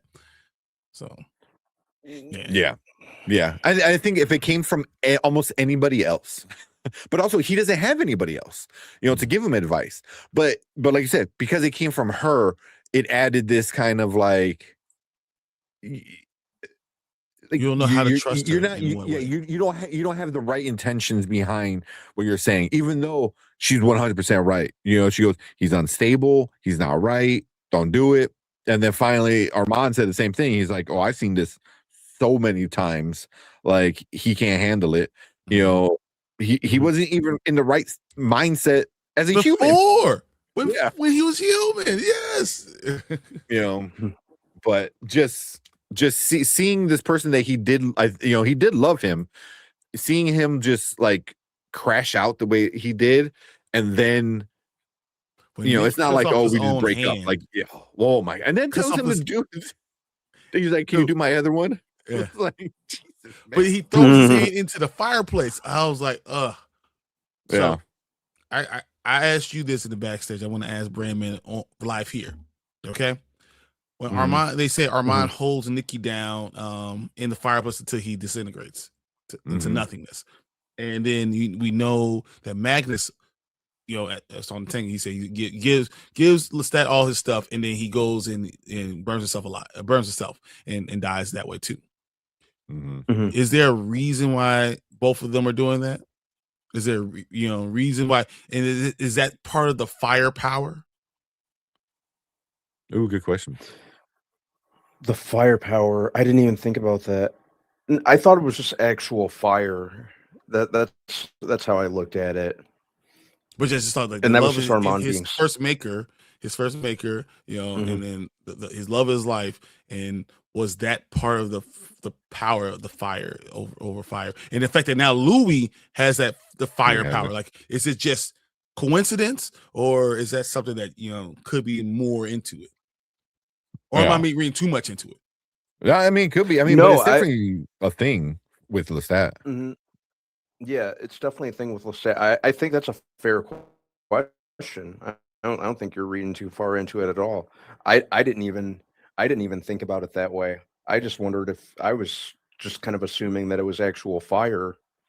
Yeah, I didn't even stop to think about that. Now you got me thinking. Because I mean, every episode, think about every season, we've had some big fire too. Some big fire. Think about Claudia. Think about with the theater. We talking about what happened in New Orleans. We could talk about all these things are all fire, but Lestat started in fire. What was going on with Magnus, and now his great love, fire, and then with Louis and him in New Orleans, fire, and then now in France, fire. So like, fire is something else to do with this fire? Is that following around? Is it a great thing? I don't know. I just feel like there's something more there that maybe I'm not aware of yet. Yeah. Yeah. Saying I agree. Yeah, I mean, it could be explain like a link to that. Yeah. Because everything I know about Magnus, because after this episode, I kind of I started to look more into it. I mean, not really. I watched a couple of videos about people talking about him, so, I didn't want to get too spoiled about it, but, I know he's old, and I know they said it's against whatever, like, vampire rules for somebody to be that old and turn somebody, and then Lestat being his only fledgling, was really interesting. So, it was like, just with Magnus, who also kind of was going crazy, because he was just alive for so long, where he's just like going crazy, so he sees that person go crazy and gets burned. Then he sees the person he loves go crazy, and then he gets burned, so yeah, it's kind of interesting with stuff like that, and then seeing Claudia get burned, and now looking back at that episode in season 2 and seeing this his face at that point, like, it was just like, oh man, that just puts more layers of that on it, of like, one year's like, oh, he loves Claudia, which he does, but then it's like, just seeing everyone he loves or big in his life, because I don't know if he loves Magnus or not. At least from this, it didn't make it seem like Lestat loved Magnus. No, but he's his beginning, his it was rebirth, the start. His rebirth into the world. He died and was reborn into this thing, and that all was through fire. Yeah. Yeah, if you read the last book, fire plays a big role as well. Okay. Yeah. Yeah, I think it's kind of a cycle if you think about it. Yeah, burn and then rise from the ashes kind of thing. But is it even a cycle? Because it literally happens in every Live big without fire. event of his life. Every season is this whole thing with fire. It doesn't just, it seems like he's always dealing with it. But he's looking for that, and he's craving it almost. And could he be causing it? Mm-hmm. I don't know. Yeah. Yeah. Oh man. This was such a great episode, man. It was really, really good because even the song they when he did live on stage, all the songs are bangers, man. Usually this is not my favorite genre of like kind of like music, but it fits the show so well, and Sam Reid just kills it on the mic. Absolutely. Yep. and every time they do a song, I was like, they did their little ballad, with the Magnus one, and then they did the the song at the end. It was just like, damn, like But it doesn't seem like all the lyrics are there to make sense or to sound for a song, but it was more just cathartic, but with with letting it him dealing with some of the demons that he has in his past. That's why almost every song seems to be focused on some big part of his life, and I don't think that's even the point of it. The song, he actually does a great job. Like, he obviously is a great musician. I mean, no matter if he had the violin, no matter what he's doing, even when he's just singing there with Gabriella, like, just, it's good. But the lyrics mean so much more. I look at it and I'm like, man, this is like, it's almost, I almost see it like poetry. Like, you really are just talking about what's going on inside of yourself. Yeah. And like, he's so addicted to it that like he had this big mental break, crashes the car, catching on fire too. So we're talking about fire, and then he goes on and continues. He's like, but the show must go on. And he's so addicted to his music and performing that he's just like, I just had this like, crisis, mental breakdown, and he still went on stage, and I thought that was interesting where, he saw Magnus left, but then he sees his mom and then she left, but see, Gabriella, she's trying to control him, right? Oh, yeah. Magnus, she's not good. Just gave him everything and left him alone and didn't teach him anything. And he just kind of felt out of control because of it. So like, it's just, he has terrible relationships no matter what's going on with every person that means the most to him. And it's so funny because he and Louis, every time they're about to reconcile, there's some big thing that's happening all the time. It's just over and over and over again, and it seems like it's going to be doomed for that to continue to happen. It's what it is. Yeah. It's like the calm, but it seems like before the fire. All right, is it funny that the Taskmaster tells Louis to go do this? Is it? I think it's funny. I think. I mean, they use him, right? I mean, they're like, well, we can't get our hands dirty, but here you go, But just showing how evil and how things are, and everyone's using everyone. So it's not just Lestat using Louis and Louis using Lestat, or Armand using everyone. It's literally the entire system, or Daniel trying to get over on this stuff. It's just what's happening. This is what it is. Everyone gets over on everybody. This is what this world is about. This is what Gabriella's trying to do to Lestat. This is Lestat's control he has over Gabriella. Like, it's just what it is. It's one up into everybody in every aspect you could think of. Yeah. Which kind of sucks because, like, I feel like the two people that I think they truly do love each other is Louis and Lestat. But like you said, there's always something, and then there's the secrets and the trauma, from both of their lives, and stuff like that. Especially, and now we're finding out with Lestat, like, oh my God, there's so much in that man's head, So Yeah. What do you think this Claudia thing's going to end up being? Like, how is this going to manifest going to these next 4 episodes? Because it's obviously big on right with Louis when he's looking at Claudia and dealing with it. Even though he burns those pages of the diary, he can never get past this. It's the reason why. Listen, he memorized them because like he wasn't even reading the pages. He had them in his hand, but he was looking at Bruce and reciting those words. So I was like, he read them so much and he has them memorized. I was like, that was crazy. I mean, but it's almost like he holds Lestat responsible for something that you don't understand about Lestat. If Louis really wasn't so self-indulgent, all about himself and always looking about, he would know more about Lestat and start to put 2 and 2 together and realizing they're really the same. And that's what made Lestat very hard. It was hard for him to love her or to really love her because she reminds him of himself and all his trauma and his problems and his beginnings. Yeah. Even where they found Claudia. Yeah.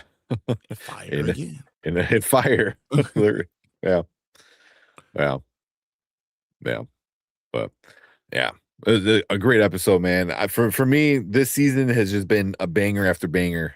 It's just they're 3 for 3 so far. Like every single episode has been awesome in my book. Like, and it just keeps building and building. So yeah, we're about the halfway through. There's 7 episodes, so we got four more left. But damn, like, how long before Gabriella goes after Louis? Oh, good question. I don't know. I think she's gonna go after Daniel before she goes after Louis. I mean, the way she stared at him, because maybe, yeah, it's like she looked at him. She was hoping to say the same thing about Louis that she wanted to see said about Nikki. Oh, yeah. She wanted to say that, but then when she looked at them, she saw what's going on, especially when Lestat goes to to him and gives her all the stuff. Like, you start to realize, like this is different, right? And I think she is going to be jealous because that control, she can never have that control over him when Louis is around. I think she throws them both under the bus as soon as she can. I can see that. I can see that for sure. Yeah, because she's a horrible person, like, and she's so bad for Lestat, which is crazy because that's his mom, and she's just she's so bad for him. Well, yeah, but I love this episode. I'm curious to see what she does. I'm curious to see what Louis does, especially with the fake Claudia thing. I'm interested in see what Daniel does because he's not happy. He can't do nothing. He can't fly. He ain't got no firepower. He ain't never that super strong. There's nothing you can do. So before we go, we have to talk about the finale. Is the bandmate, the one that left, is at like an AA meeting, right? Talking about, being an addict. They start making their way around the room. And as soon as he talked, I was like, oh shit, because he hasn't really been in the season yet. And it comes and it's Armand and he's like, I'm addicted. I was like, yeah, I bet you are. What do you think he's going to say that he's addicted to?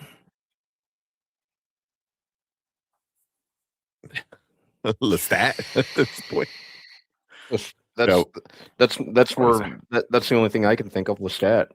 Yeah, why is Armand in rehab? Well, I think he's there to get to the band member because I think he knows that's the band member. He goes, if I can get him, maybe I can. That's a way to get back into Lestat's life. Is it Lestat? Is it Louis? Is it them? Is it addicted to being the third wheel? Is it like what is it about Armand that he's addicted to? Yeah, and we haven't even got the Armand and Daniel part of the story. Like their connection, and I think we're going to see that. Brought that up today. I mean, they brought that up when they were talking about it. It was like, yeah, maybe your problem was with your maker. Yeah. So yeah, now because we already got the mom, you know, her problem. We got Louis and everything going on with him. You know, Daniel, and now we got Armand popping back in the picture, and it's just it's gonna be such a good show. And It's all such a the good other show. vampires, they are still pissed off about the book and what Mhm. Lestat is doing. That's going to be a huge thing. Yeah. I was surprised when Armand popped up at the end. It makes sense now that I think about it, but I was just so, you know, enthralled by like everything that was happening. I didn't even think about Armand like that, which I guess is kind of the issue of Armand, right? He's always the third wheel. He's not the guy you think about until, you know, you're forced to, until you're like, oh yeah, I you're here. forgot you here. Yeah. Exactly. So oh man, that was great ending for it. But Dude, yeah. episode 3 was phenomenal. If I was grading it, I'll give it an A+. Same. What about you, B? A grade? Probably the same. A+. Solid A. Yeah. Really enjoyed this episode. This season hasn't let me down so far. Agreed. But yeah, unless you guys got anything else you wanted to bring up. Nope. That is perfect. I think that was fun. And I love this show. I cannot wait. You know what I'm upset about? That I have to wait another week to watch it. Yeah. Same. Yeah.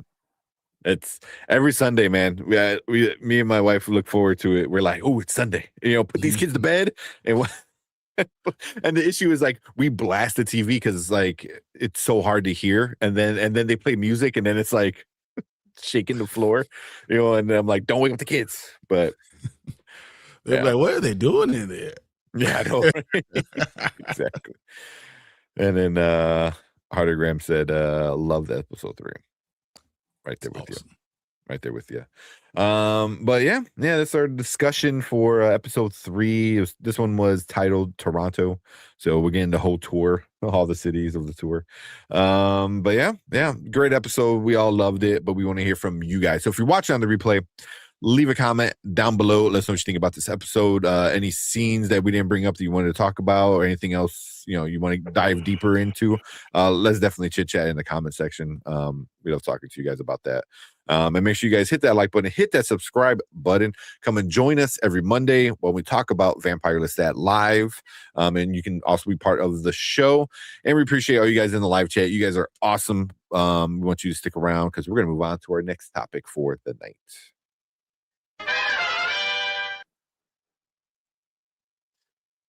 All right. Let's jump into the hot D. Mm-hmm. Oh man, so how you want to do this, Brian? Because I know. Yeah, so I didn't finish the show, so I was gonna let you guys talk about this. Just to watch. Yeah, so I would say the one spoiler you already asked to get spoiled, so I know what happened now. Yeah. Which, if I mean, people that follow, I wasn't surprised once he did what he did. And he went on his little like, but they won't let me. I was like, I already know what's gonna happen to you, man, because it happens to every single Game of Thrones character that bitches about. But they won't let me fight. Just curious, you're stupid. Yeah. So, ooh, Lawrence, what we got? He said he just got done with Supergirl. What you think? Oh, there you go. 7 out of 10. Okay. It was fine. He said it was fine. Nice. Okay. It was fine. No post-credit scenes. Wow. That's surprising. That is surprising. Although I think oh no, was it him that said he's not going to do one unless he needs to do one? Yeah, but the idea that, you know, this is supposed to lead the Man of Tomorrow, I'm surprised. Yeah. Okay, that's not bad. Yeah. 7 out of 10 is not bad. That's not bad. I was hoping a little bit more, maybe like an 8 out of 10, but yeah. Okay. I like that. Villain was mediocre. I mean, villain in the comic was oh yeah, he was kind of mediocre because in the comic it's more about the journey of chasing him and then Yeah, I don't know how it is in the movie, but it's like they're chasing him and he's just leaving this destruction trail and they're dealing with it. And then you know, it's all about like humanity, you know, and what's right and wrong and this and that. So because even in the book, like what's his name? Crawl, I think his name was, you know, Crawl. You know, he's kind of like a not even that big of a part of the. I mean, the beginning is super big part, but then after that, it's kind of like there's chasing him. Yeah. Damn, and you saw it in 70 millimeter. Yep. As we said. That's he awesome. says we're gonna go see in 70 millimeter, and we were like, "What the hell?" I know. Soon, hopefully, we can go see Odyssey. Odyssey. Go.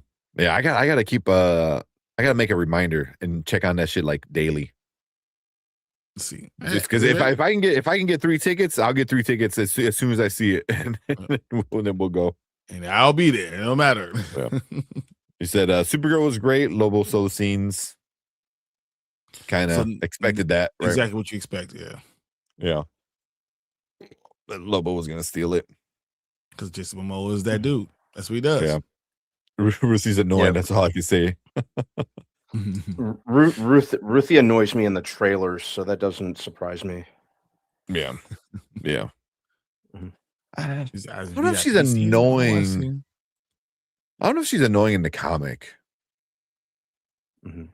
She does something, especially at the end of this comic. She does some shit where you're like, "Oh, fuck you," you know. He's like, "Oh, fuck you, Dad." Yeah. It does give me Mad Max, Guardians of the Galaxy vibes. Okay, that's not a bad comparison, you know. And I know people are comparing it to that. I was like, Guardians is great, and Mad Max is great. But you don't want it to be Guardians all the time. That's you don't want it to be like, especially when you're looking at James Gunn and say, okay, this is what you did, and then everyone say, "That's not Guardians," and then it turns around and you feel Guardians. That doesn't. It's not a good thing. Yeah, I was in VIP seating. Nice, got the good seats. So, but all the jokes aren't bad, and they land better than Masters of the Universe. Okay. I like the jokes in Masters of the Universe, though. So if you're saying it's better than that, so that's a plus for me. Yeah, House of Dragons. Yeah, we'll get. Well, this is our first reaction to Supergirl. This is a huge thing. I mean, only a little bit because of the aliens. Okay. Even Delta Dan's like, what collector said. Well, you guys go ahead and do that. I'll be back here. Okay. Watching the ending right now. We're gonna watch you finish it. All right. Me and Brand Man talking about okay. Sorry to interrupt. Oh, no worries, man. Because we're really curious to see what people start, especially what you guys think about Supergirl. Because I trust what you guys say about it than some randos on the internet. All right. Let me look up what's this one title real quick.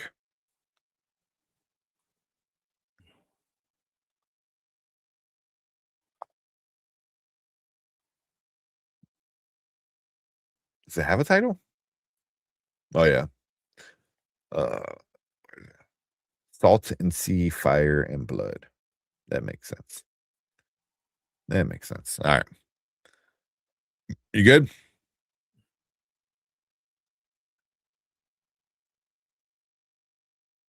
Yeah, I'm good. Yeah.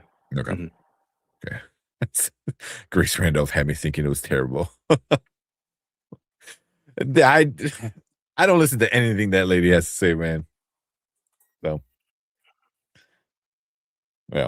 yeah, I've been done with her for quite some time. Yeah. Well, all right. Let's talk about House of the Dragon. Let's go.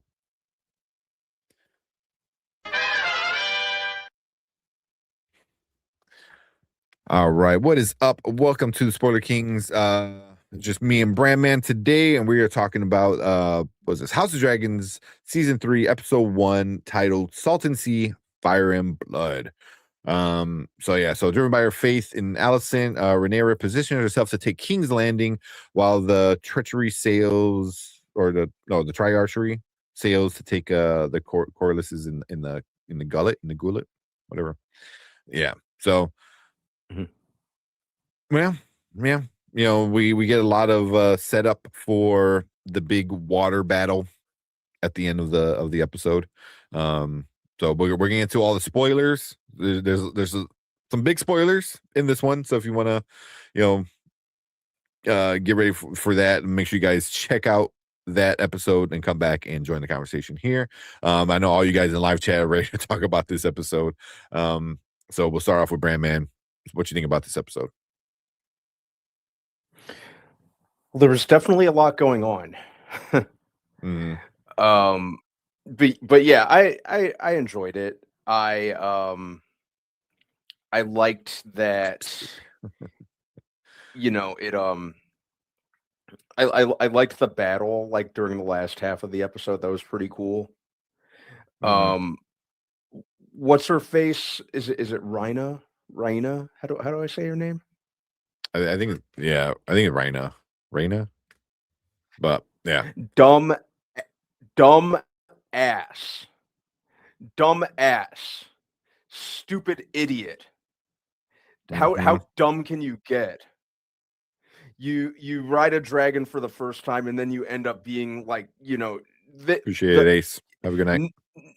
Never rides a dragon a day in her life, and then the first moment she gets one, she rushes head on to prove herself, and then just ends up just being a huge backstab to her siblings. Yeah. Stupid idiot. You stupid. That made me so mad. This episode should have been renamed Dragon Abuse. I've been saying since the beginning, since season 1, it should be like a House of Dumbasses. House of Dumbasses. So many people since the first season has just been stupid after stupid decision and just dumbass after dumbass. I was like, like no wonder a Stark is in charge at the end of all this shit. Like, because you guys are just morons. Yeah, sorry. Oh no. It's fine. It's fine. But I thought this episode was fine. It had a lot of it had a lot of shining moments. Just from a standpoint of spectacle, I thought it was really good.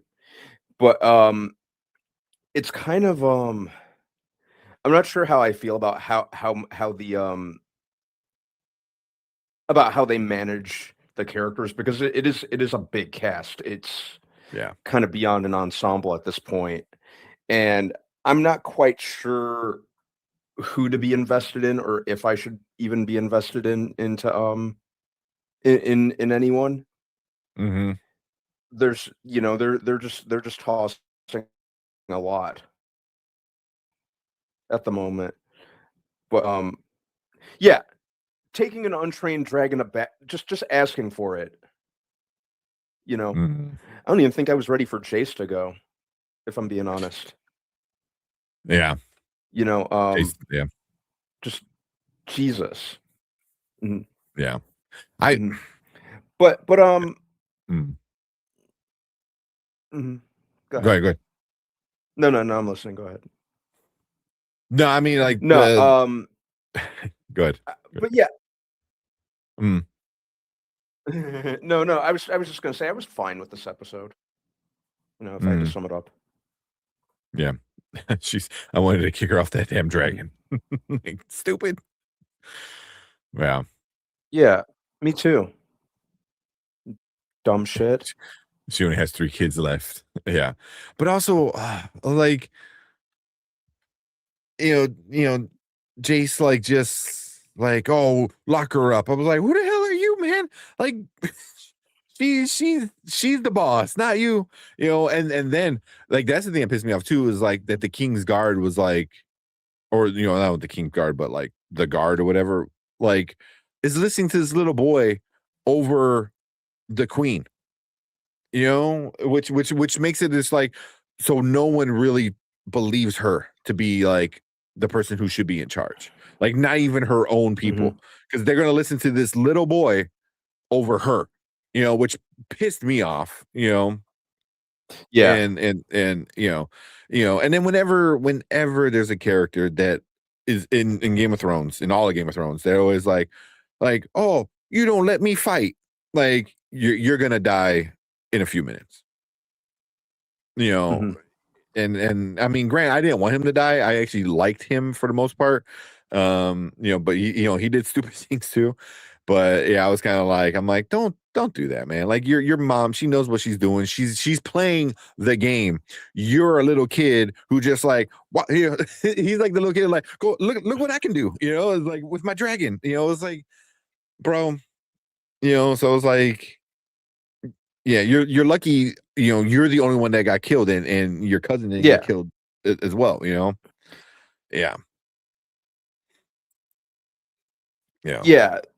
Yeah, them locking her up on his orders really, really annoyed me. Yeah. Heck, I was frustrated for her. Open the damn door. Seriously. Yeah. They don't respect her crown. They don't respect her power. Yeah. No. So yeah. Yeah. It's super annoying. I was sitting there getting pissed off for her. Mhm.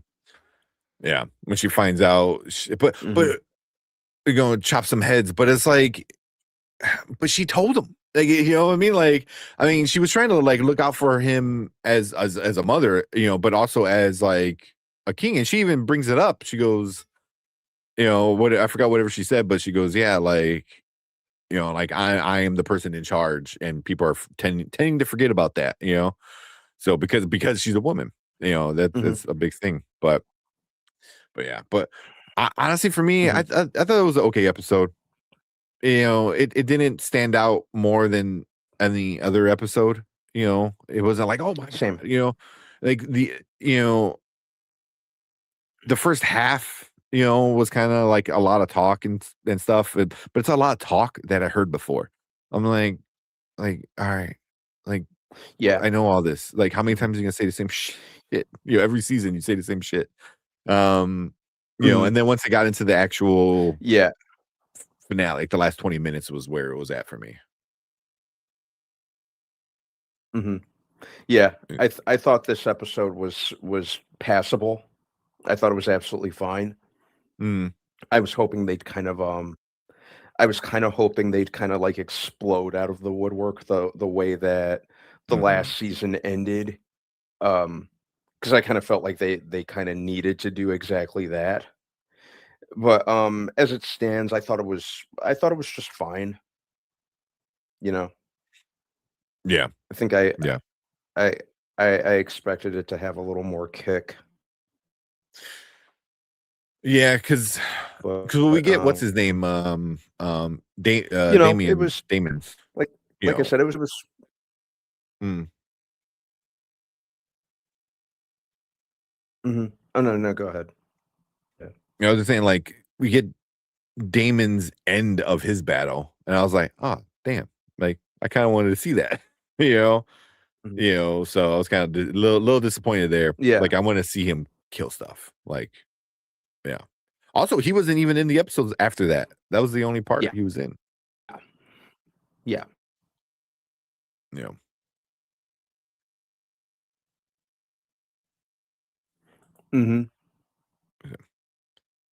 Yeah, it just I don't know. It just kind of they didn't I don't know what happened. They just didn't go all the way. Like with this it had little glimmers of brilliance in it, and instances and scenes that really did work for me. But as a whole, I just think I was expecting a little bit more, I guess. maybe I need to learn to just kind of temper my expectations. I don't know. No, I was there with you. I was expecting at least like 40 minutes of just it was fine. Blood. Yeah. I wanted it should have been the other way around. Instead of 40 minutes of talk and 20 minutes of action, it should have been flipped. It should have been like 40 minutes of action and 20 minutes of talk. Yeah. That's it. Yeah. Man, all you guys are are loving it, saying it's dope and everything and fire. Does she have more babies? They went off with some handmaidens. Sheep Stealer writers about to have some bad morning after ditching them or effing up the battle. Yeah, that guard is for sure dead. Oh, for sure dead. I'm like, no. You're not just fired. You're dead. Like, yeah, because then I mean, I would blame him. You know, like as immediate, like. You know, as the parent, it was like, oh, you didn't open the door when I said you listened to him. You listened to a child over your queen. You know, you're dead. Yeah.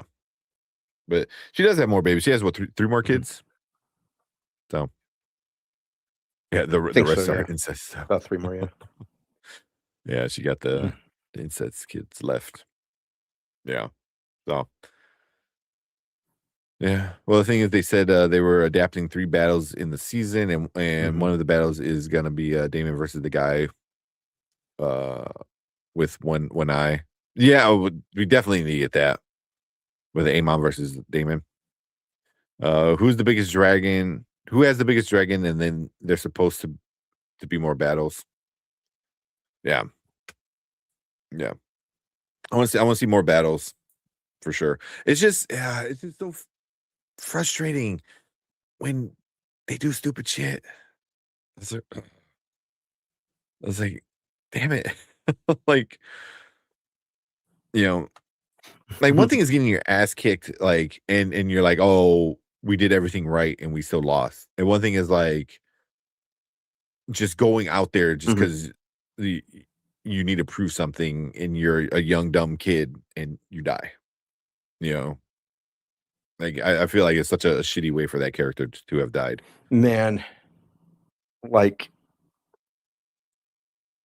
oh, for sure, for sure.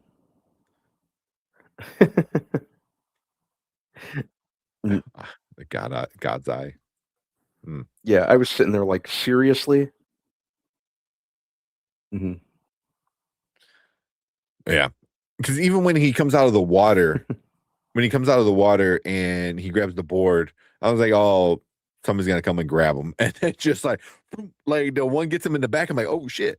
Like, and then he turns around and it's like 3 more like to the chest. Boom. I was like, oh, damn. When I first looked, yeah, when I first saw him catch that one arrow, I had to rewind it because at first it looked like it got him in the back of the neck or something like that. I'm like, did they get his neck or his back? Because then, you know, he kind of casually turned around. I'm like, oh, that did get him in the back, and then he catches like 3, 4 more, if memory serves me correctly. Yeah. Yeah, I knew once he came out of the water, you know, exactly that was going to happen.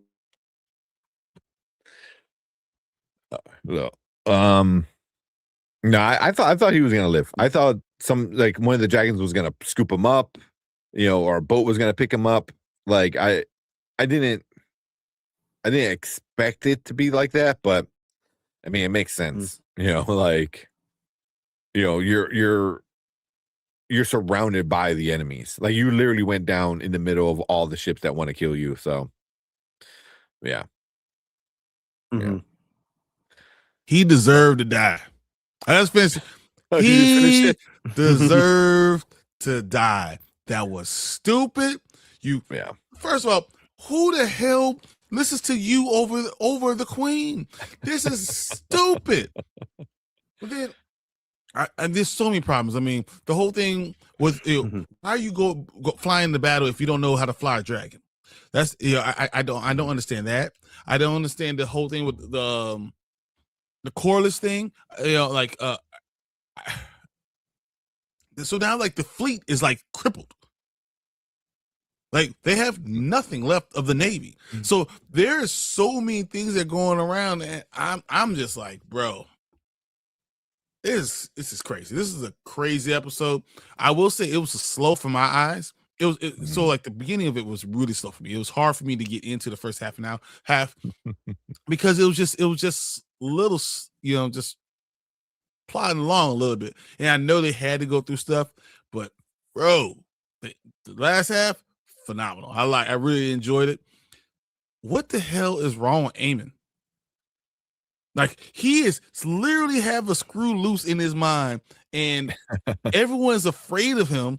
And I mean, even Allison, you deserve all the things that happened to you, all the things that you're gonna have to deal with. You deserve every bit of it. Oh, hey, we didn't even get into the kiss, which was just the incest just is strong in them. That's all I gotta say. Even for a show that like we're so used to incest at this point, it was still like ugh. Yeah, it just icks me out. Yeah. So Even her. I think she had like the best reaction to it. She was just like all big eyes. She's like, oh. She's like, yeah. Oh, it is so terrible. All this is crazy. Yeah. I wanted to puke. Yeah. Oh yeah. Then after watching the Vampire with that incest, going on. Like, dude, what the hell's wrong with you? That's your mama's. Stop. What the hell's wrong with you? Yeah. Oh yeah. No. Yeah. It's because Allison was trying to use him to manipulate him. Yeah. 100%. But she's still like icked out about it because it's her son. She doesn't want to deal with it, but she's trying to. She knows get he can't be king. She said that in season 2. Last season. She goes out of all her kids, he's like, he cannot be king. Like he cannot. And sure enough, so yeah, she's trying to use him. And she's trying to be in his good graces as well, because the only way she knows. This is the only way she knows. We've seen in all these seasons, the only way she knows to manipulate man is with her, with other stuff. So the only thing she does is manipulate them in that way, which is just so weird. It's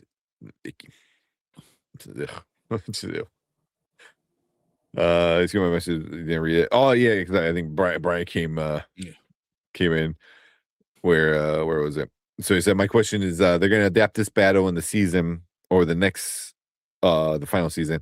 It's where all the dragons are in the air fighting. So literally every single dragon will be in the air fighting. Yeah. That's why he called the Dance of the Dragons. Yeah. So I mean, and that's gonna be epic, hopefully. Hopefully. Everything's Game of Thrones. Like I always have that like ashes around it, like I was like, oh, don't do this. Don't do it to me again. But I think it's gonna be a good finale next season. When it all ends. I mean the episode was good. The episode was good. I don't think I'm in love with it as much as all you guys are, or even online, because online people are loving it. On IMDb it's a 9.4 out of 10, which is crazy. That's pretty high. But yeah, it was a good episode. It was a good episode. I'm really curious to see where some of these other characters go. Corlys is his son. Who brought that up? So it looks like Corlys doesn't die. I don't think he's dead. I don't think he's dead. Yeah. His son was like father for once. Yeah, no, he got pissed. And they set that up even with the recap, giving us a reminder. Like he's like they haven't treated us like a son this entire time. So like, from there you saw how it went through it. Man, I don't know, man. I think there's a lot going on, and I think there's so much going on that it's hard to hard to gauge, because I mean we didn't even really talk about what happened with Daemon. Really? I don't know. Maybe I didn't hear you guys talk about what's happening with Daemon. No, we didn't. Not really. I mean, a little bit, but because we're just like, they don't show too much of him besides in the start, right? Yeah, but you kind of know what's happening. I mean, between Daemon and Aegon and what he did, and refusing to kneel. That I'm kind of curious about. Because I'm like, did his little guy, his counselor or whatever, did he sell him out? Did he sell him out, or does he have a plan? So I'm kind of curious to see how that gets played out. I am curious on that. I think it's a way to use him as a way for him to have a base of power, because he's going to have to be something else later. So maybe he kind of does that he gets a base of power because he's there. Eamon is playing it the right way. If he wasn't so crazy, like, you know, him being a king would make sense, because he acts like a king. He's just crazy. Oh, he's crazy. Yeah, he's bonkers. Yeah. So Corliss doesn't die for a while because something real big happens between him and Ray. Oh, yeah. They have a preview for next episode. They aren't letting the sea snake die off screen. 100%. He's been around too long for him to just all of a sudden, Corliss is gone. Yeah, for sure. Yep. Crazy from all that inbreeding. Yeah. Yeah. The only writer they got some damn sense. Yeah. Yep. Yeah. Oh my God. Yeah. Well, isn't that kind of an serious problem? And when you say all the bastards are going to get a dragon, you get a dragon, and you get a dragon. I mean, but that was the only way she was able to, you know, kind of get any kind of upper hand, was like, well, hey, you know, let's see if anybody with any kind of blood can ride these dragons, because I need dragon riders. You need riders, yeah. So I mean, it wasn't a bad idea, but also you're giving power to these people who don't have loyalty to the family like you do. You know what I mean? So, you know, yeah. And they haven't been. Go back and watch it. Yeah, and they haven't been in the same stuff that you've been doing, or don't care about the same way, and they haven't been trained the same way. So, you know, you've been trained your entire life for these things, and they're just doing stuff. You know, sounds cool. Yeah.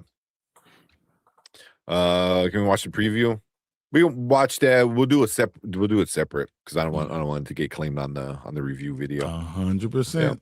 Yeah, because HBO is like they don't play around. Yeah, but what? Any predictions for next week? What do you think? It has to be a lot more.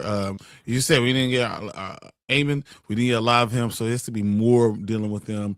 More Rhaenyra now taking. You know, she lost another son. She has to start to take control of what's going on, and you're going to respect me as a damn queen. I'm going to kill you, plain and simple. Everyone else could die because if you don't want to respect me, I got you. I got something for you. Yeah. What about you, B? You want to see anything in the next week or so? Kind of hard to tell. I do agree with that. I'm wondering how much more we're going to see with the dragons themselves. I feel like they're going to kind of up that a little bit. The fallout from what's her face being locked up against her will, there's going to be some consequences for that for sure. Does she get used to just having her kids dying? Another kid dying, she's just used to it. She's like, oh, man. Yeah. Yeah. Marks him off. Yeah.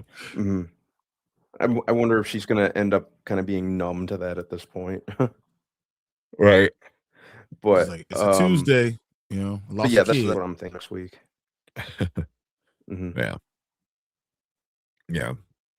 She's definitely it's pretty much business as usual for her. Yeah. Yeah.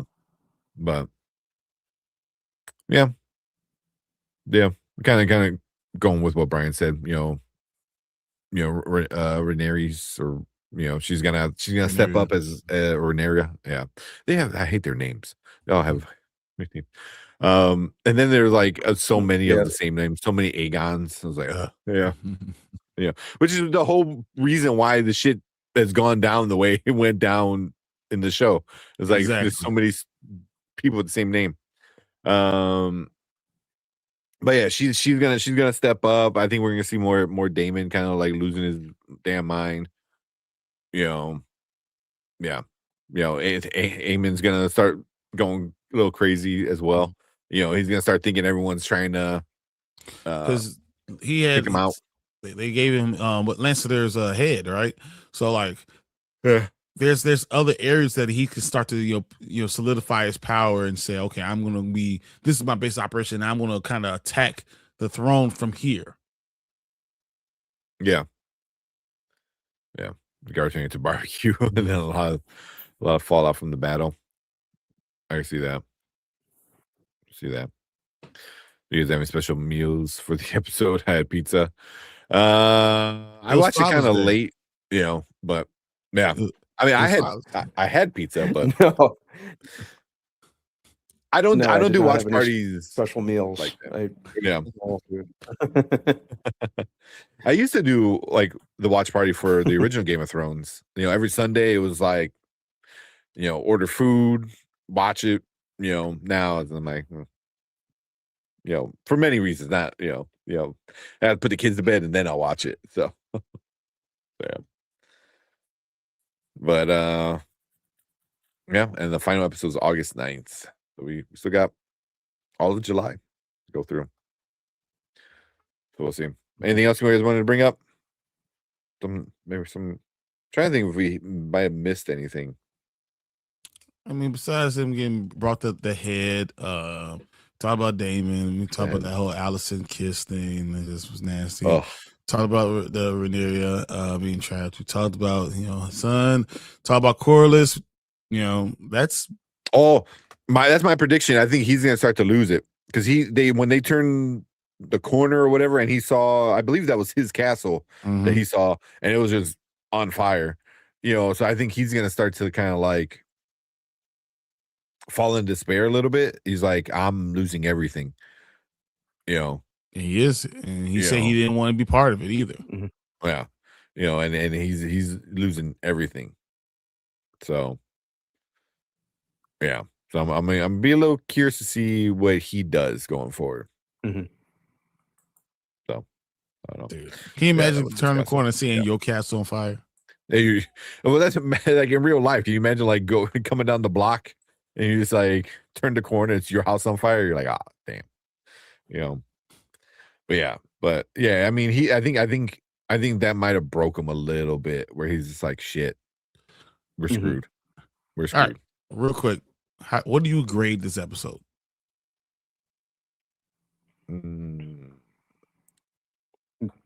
B minus. I was gonna say B. I was gonna give it like a B. I saw the kiss again.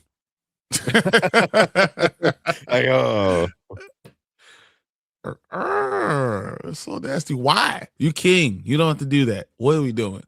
But at least she knows it's messed up too.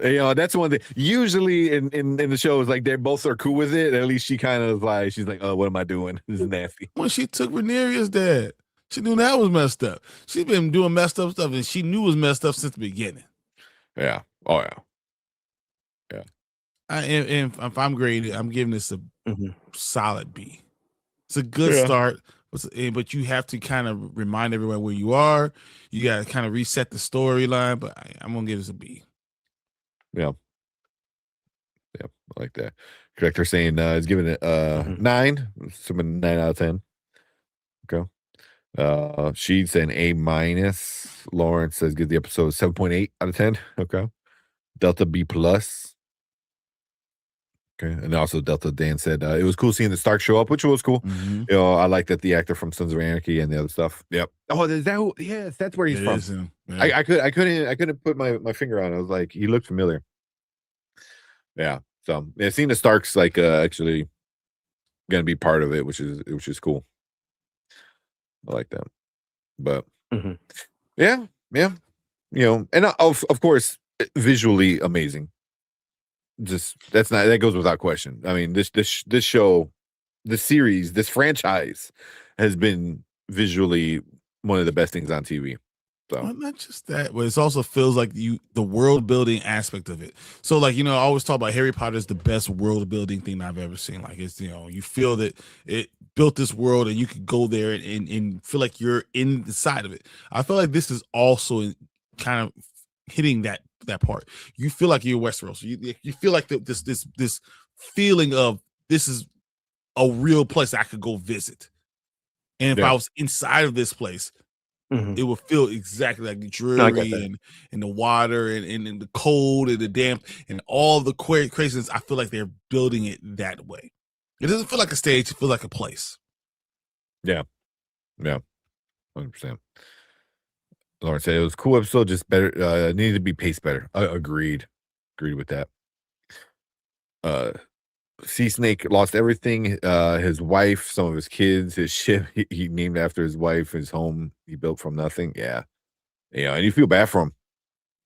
Yeah, because when he saw his house on fire, it was just like, damn, it was a gut punch. And he didn't want to be part of it. Yeah. He knew, but Bernice was like, yeah, and she kind of was pot stricken. I'm pot committed now. Well, I think it was his wife too. His wife was kind of like, come That's on, what I said, Bernice. We gotta do it. Yeah, Bernice. Yeah, yeah. She was the one that she like, kind of we pushed gotta do it. Yeah. So we'll see. We'll see where it goes. But yeah. So we got how many episodes? 8 episodes altogether that are coming out. This is only the first one. So we'll see how it all plays out. Yeah, exactly. Yeah. But we'll finish that this discussion for episode 1 of season 3, House of the Dragon. Off to a good start. I personally thought I was hoping a little bit better, but knowing that there's season 3, season 4, it's all over, so I know it's kind of coming to an end, so I think we're gonna get a lot of cool stuff this season for sure. But we want to hear from you guys. So leave a comment if you're watching on the replay. Leave a comment. Let us know what you think down below. Did you like it? Did you hate it? Any issues you had? What did you think about all the deaths and the decisions some of these characters make? And make sure you guys hit that like button, hit that subscribe button. Come and join us every Monday when we talk about the newest episode live on YouTube right here on Spoiler King's channel. And we appreciate you guys in the live chat. You guys are awesome comments and everything. But you guys stick around because we're going to move on to our next topic for the night.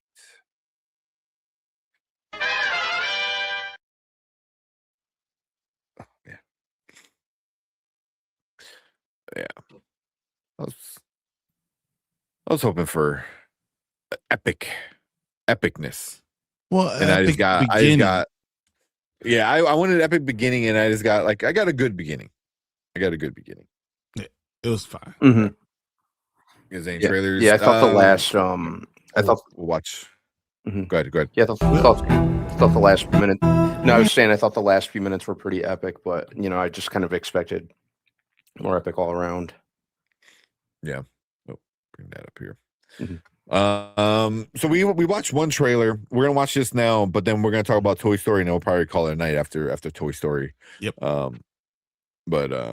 So let's check out this trailer preview. Rhaenyra is coming. You are no longer safe here. We'll secure the city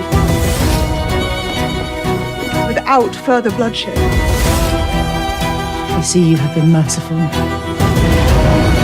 But the crown is a weight that crushes. There will be no doubt who the gods have chosen to rule.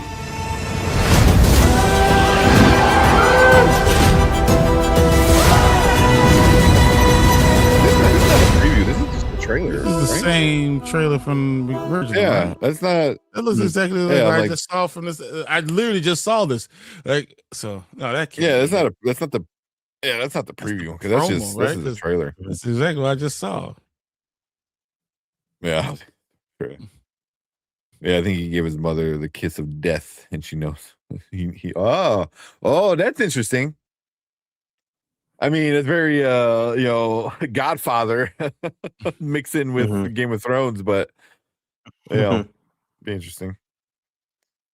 Yeah, it's the season trailer called. Get it. Oh, yeah, because I think that showed a lot of the first episode.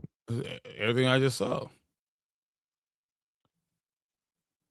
Let's see. Oh man. Yeah, excuse me. But after this, we're gonna talk about Toy Story. Then we'll probably call it a night after that. I know Collector said you're gonna see it tomorrow, I think, right? So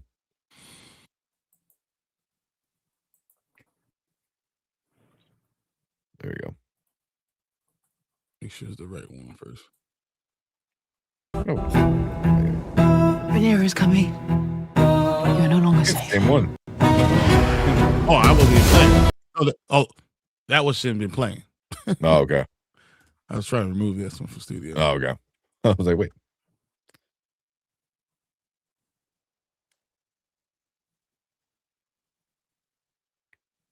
Yeah, the preview was after the credits from the first episode.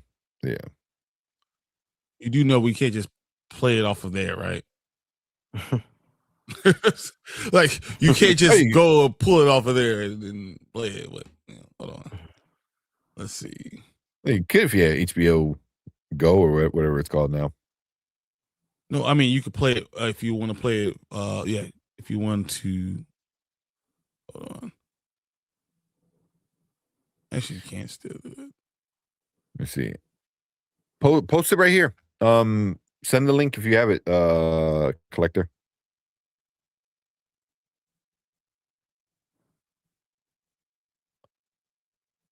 I mean, I could play it straight off of YouTube, but I don't like playing off of YouTube because the way we can't control. So the way I go about it, I download every single trailer, and then we play it off of there with the control, and we can move it around if we need to, if something ever happened. Yeah. Well, it takes up less broadband too. And you don't have to worry about skipping and all that other stuff.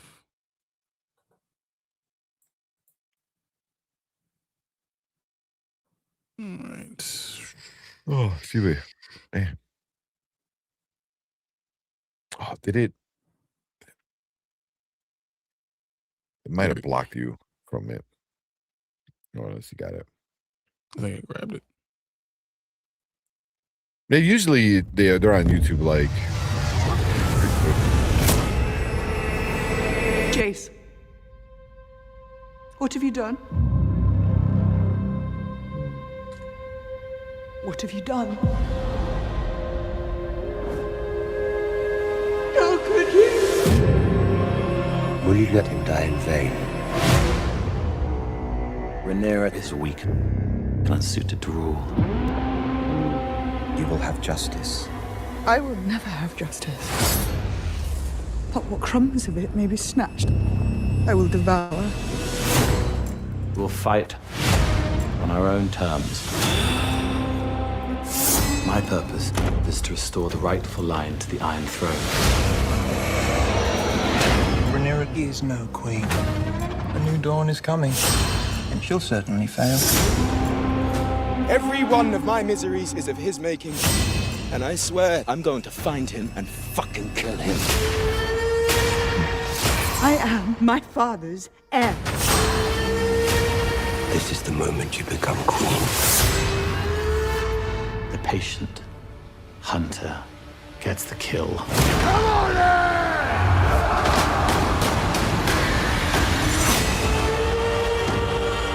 The crown is a weight that crushes. Rhaenyra will do, in the end, what she has to do. And what she has to do will be dire. Have you not betrayed your queen? You can burn us. You can kill us. You will never make us embrace her. I wear my father's crown. My enemies will not deny me my right.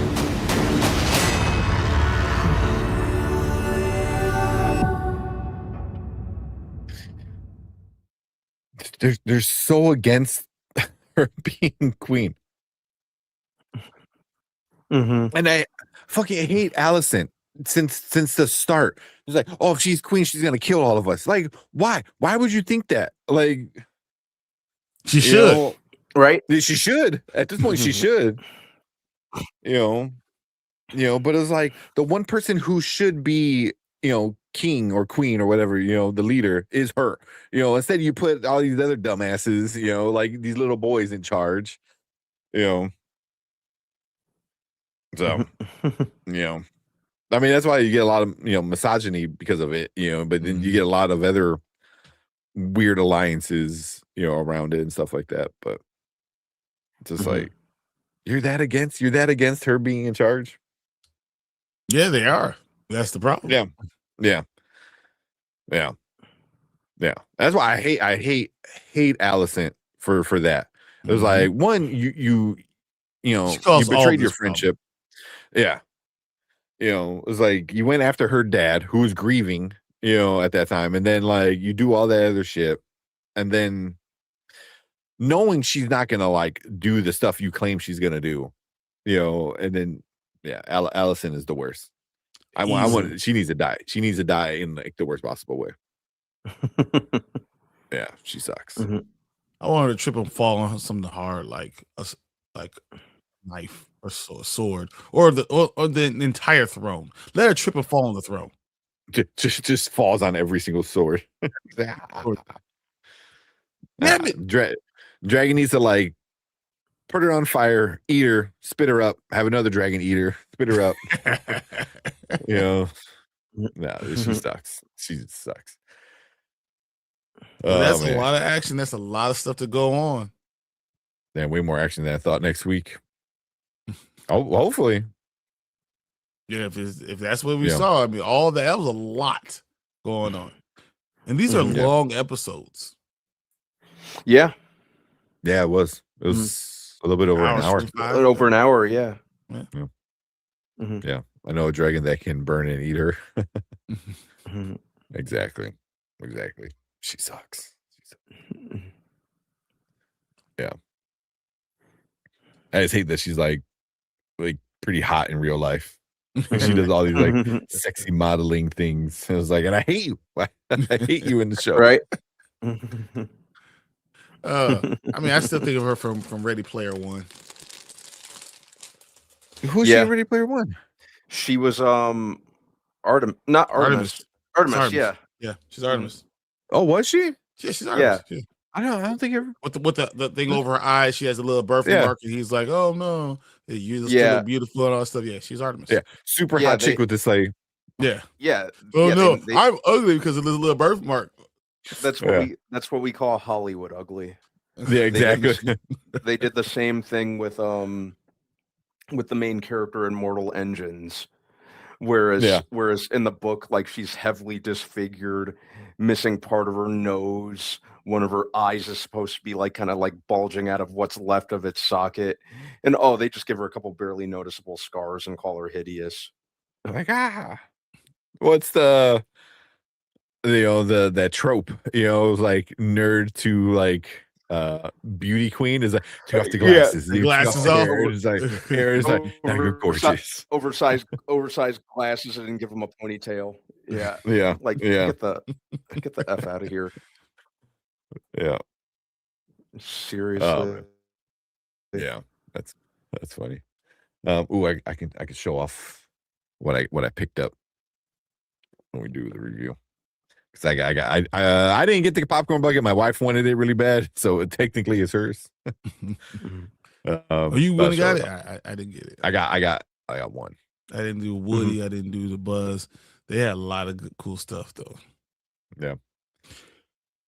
All right. Yeah, I know collectors say he's heading out. He's gonna go see it tomorrow. Don't want to be spoiled for sure. The first season during the attorney, Sea Snake's wife said all the dudes have never been in battle and hunger for blood. She wasn't wrong. Yep. Rhaenys was the one who should have been queen. Yeah. Again, she should have been. She should have been in charge. Instead, you give it to the dumbass. Yeah, and that was the beginning of the dumbassery. I just went through a whole line of dumbass. Everybody. Yeah, I'll let you know what you think tomorrow. Sounds good. Well, then, hopefully the review should be up like Tuesday or Wednesday. So, by the time Wednesday. Well, unless you do it early, I might. That's why I might have it ready. Yeah, because I can edit it and then try to make some thumbnails. Mhm. and then try to have stuff be out. But all right, let's you got a synopsis real quick? Yeah, I'm ready. Okay. Let me bring up the cast real quick.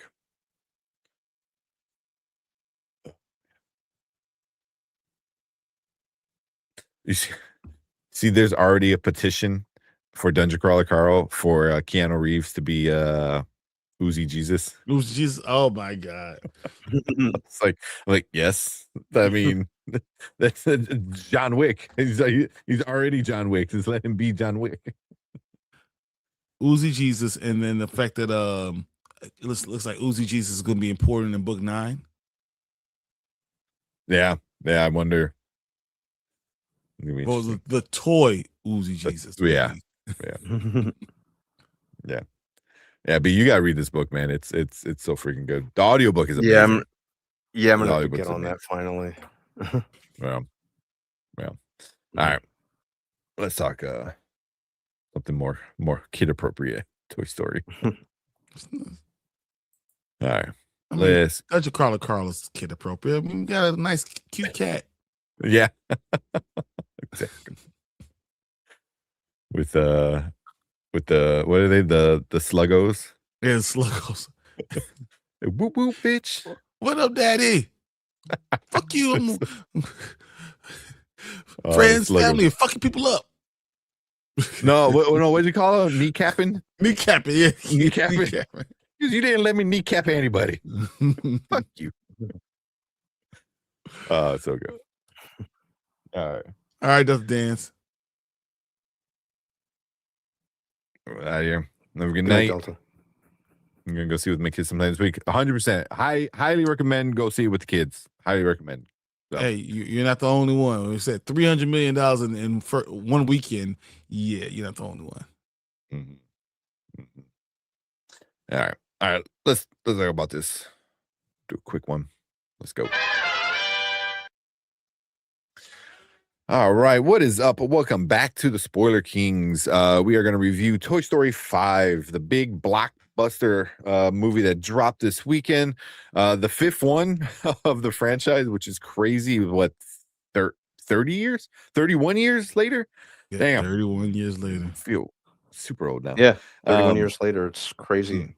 But you got all the gang back, Woody, Tom Hanks, Tim Allen, Buzz Lightyear, Joan Cusack is Jesse, and all the new characters, Duke of Boom, Keanu Reeves, Bonnie Hunt is Dolly, you even get Bad Bunny in this one for a teeny little bit. Right. But yeah. And then before we go, I went up getting the high-tech edition of Buzz. Which is funny because inside it's very not the high-tech edition of Buzz, which is a little like you don't have the thing on the chest. Where what's the Wi-Fi? Wi-Fi enabled. But it's a pretty cool popcorn bucket. I think Buzz actually comes out, so I can just have like Buzz just kind of sit there, and just have him like sit next to his little thing. Well, pretty cool popcorn bucket. That's awesome. Yeah, so pretty cool popcorn bucket. Yeah, but hey, so are you Zerg? That's how that works. Oh, I can't wait to talk about like its references or non-references to Lightyear.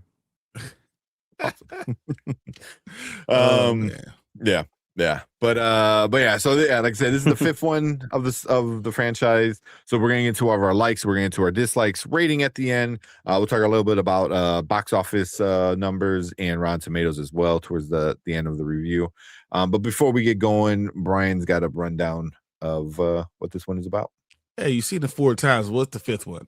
Buzz, Woody, Jesse, and the rest of the gang come face to face with LilyPad, a brand new tablet device that arrives with her own disruptive ideas about what is best for bonding.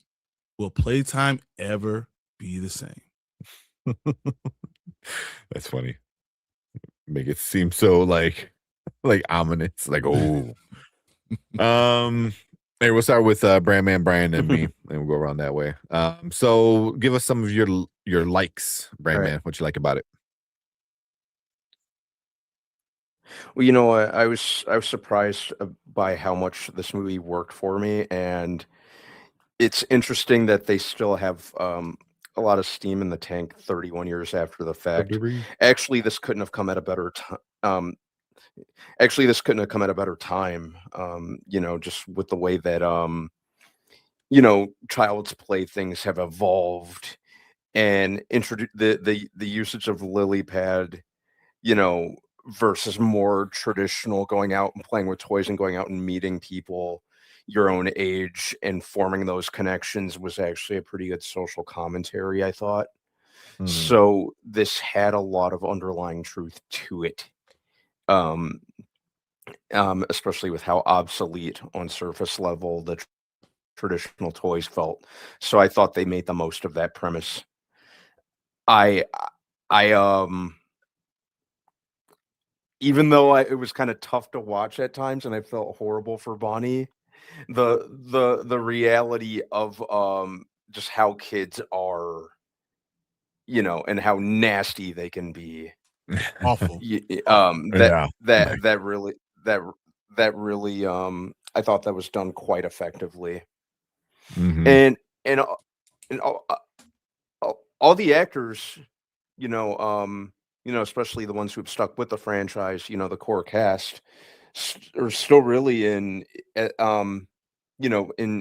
tip-top shape, the top of their very much still in their element with these characters. So that worked too. I thought that they did. I think the animation has been improved, but not to the point where they've lost track of the original style. I ended up watching it in 3D and really enjoyed it. I think that's the way I'd recommend seeing it, because it really that's how I've been seeing them ever since 3 came out. So that was a lot of fun to watch. So they're still really putting their foot in this. 5 5 movies in 30 years after the original. So I was pretty impressed. When I first heard about it, I'm like, yeah, this could go either way, but I really walked away impressed. Okay. What about you, Brian? What you like about it? I've been telling everyone for the last week that this was so good and that everyone needs to go see it. I actually, after I walked out of the movie theater, I wanted to go find my old toys. I want to go find my old Ninja Turtles. I want to find my He-Man with the Ninja Turtle arm on it. I want to find the wrestlers that have also Donatello's foot on it. Like, I want to go and apologize to them, and I wanted to bring them back because I realized how important they were for my development. My bad. I need to take better care of you. Teddy Ruxpin, I'm coming to get you, brother. It's all right. But no, I think that that's the whole idea of technology, not just condemning technology, but saying you can use technology along with your toys and play the right way and have good ideas. And some of your toys can have Wi-Fi, but you also can have the ones without Wi-Fi and not have to worry about it. I think they just did a good job overall of kind of bridging the gap. So, for older people to hate everything that's young, and not for younger people to hate what everything is old, but understand that there's a time and place for all of it. And that felt good. And then the social commentary on finding how to make friends, and that everyone has problems making friends, and that feeling of stepping outside your comfort zone to do those things is uncomfortable. And sometimes you just get lucky. And then once you've done that, it was so funny because both sets of parents were so excited when the kids learned how to make friends. Because for them, it was a lot simple. It was simple. But for the kids, it was like how do you make friends? They don't teach you how to do it. That's socially something that actually happens. So it just worked so very well. I was all about Bonnie this time for the first time ever, because I never about Bonnie. Yeah. Jesse was phenomenal. Everyone in it just did such a great job, and it was heartwarming. And there's multiple times where I had something that came out of nowhere and got into my eye, where I had to make sure it got it out before my eyes teared up. So I had to make sure. But great job. Yeah. Yeah, I mean, it's hard to like, add more to that, but yeah, it's just the the technology, like you said, like it doing a good job of at first kind of demonizing technology because that's your initial thought. You're like, oh, the screen's so bad, but then by the end, it's like, no, there needs to be a place for this new toy, and them even having like older technology, and it them being not played with, or only being played with for like 6 months, so like even like there's a lot of that where like technology is so changing so much, so like you get stuff like that. I just thought like when it came to the who I thought the bad guy was, and it was going to be Lily Pad, like halfway through the movie I'm like, she's not the bad guy, like she's not the villain I was expecting, like Lotso, he was a straight villain, the prospector, straight villain, like they're those are bad guys, and they're very like selfish and this and that.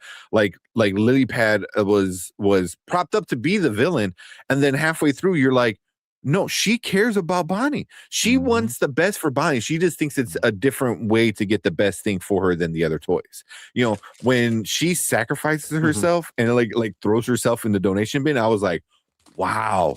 Like I didn't do it right. Really, oh my God, I don't deserve to be the one. Like I'm making her life miserable because I connected her to these horrible girls.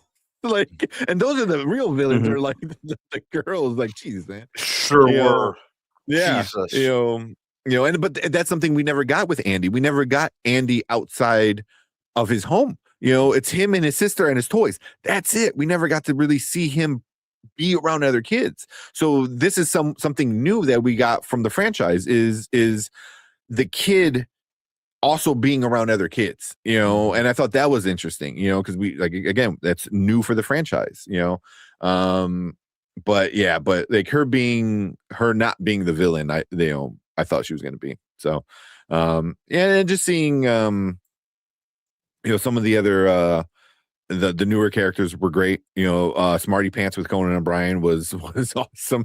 Like he just nonstop poop jokes, was hilarious because it felt so childish coming from a poop, potty training, toy, and especially coming from Conan O'Brien felt very fitting, so, Jesse spent like the entire night trying to play that catch the poop game.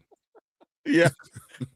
Even that was like so funny because like I felt like he's like, oh, everyone wants to play, and he's like rubbing his butt in. I'm like, that's funny, like, because that's something for like the adults, and then she like plays it like all night, and he's like, oh, I can't, I need a break, like those are adult jokes, that kids laugh because they're like, haha, like, stupid, but adults get it as like, okay, yeah, it's a hidden kind of thing, but even like seeing Craig Robinson, I love Craig Robinson. So whenever he's on anything, like it always makes me smile. Over here, Reyes asking about like Jesse being the main character. I dug it. Like, and it makes sense. It makes sense that this little girl, her favorite toy is going to be this cowgirl. It we already had, Woody's story, and that played out how it played out, and he's Andy's toy. He learned that in the last in number 4. So now you have this new kid, and you have Bonnie, and you have Bonnie trying to figure out her future while Jesse is still, has trauma with her past, and it all getting resolved. And that was another great moment. Oh my God. When she finds out when she runs away, or when she goes to the tree and she digs up with the thing and finds out that's her daughter. Oh my God, she named her Jessie. It was bro. That was I was like, oh, so yeah. But then like Jesse keeps the hair tie, because like even in the picture here, next to you, like Jesse has the yellow ribbon. She keeps the hair tie. I thought, I'm like, that's adorable. So Jesse having her story, it made sense. it worked. I thought it worked, because you already had her kind of figure out her physical trauma of the claustrophobia. She figured that out in one of the little short, the terror whatever one. She kind of like got over that fear, but here she's like kind of handling the trauma. So, but yeah, just great. Love seeing Woody being an old man, Buzz hopelessly in love with he was Jesse. already in love with Jesse, and then we finally get the payoff. We've been waiting for a long time. It's been at least 15 years since we got payoff for this whole thing, and now we finally got it. So that was good too. Even saying like tying the toys together with technology. Buzz, the new Buzz, the high-tech edition of Buzz, being an old toy with new technology was a great tie-in. Yeah. Here we get into some. I will say this also because I have girls, right? The way they played and the whole idea of the marriage thing, and then but having also these other things like I'm the new girl came in and she was being different. Like she's like, oh, well, I'm going to add the spy aspect of it. And it was just a new way of playing from someone else's perspective. I thought that was just fun to see. And and then but also using the tech as like stuff like that too. Using the toys to change the play from a new kid. Yeah. But then both people with Woody, it was so good because being married, right? You see your wife doing certain things, like you get dropped off, and she's like, "Oh yeah, just whatever." You have fun playing with your friends, picking them back up. That was just hilarious. It felt like a married couple, and the idea that Woody didn't give up on going to find lost toys. He came back to be there, for Jesse. The whole thing between Buzz and Woody never really got too far off, but the fact that he didn't forget what his calling is still finding the lost toys. It's even more important as we see technology is taking off a little bit more, and that he just didn't walk away from it. And I thought that was cool too. He still has his own calling, but he's still there for his friends. Yeah. Well, he needs like a purpose. Like that was the thing. Like with Woody, Woody always needed a purpose. And his purpose was Andy. And when Andy was gone, and Bonnie stopped playing with him, he needed something, and then all his friends knew, because in the fourth one, when he decided to like leave, it was just like, it's like, this isn't Andy. You needed your thing. We all, have our thing. Even also remember at the end of the third one, he was supposed to go with Andy. So he sacrificed himself to stay with his friends, but now his friends are all moved on because they're playing with Bonnie, or Bonnie's playing with them, except for him, so now he's stuck. So what does he do? So but him still just being in contact with them, I thought was great.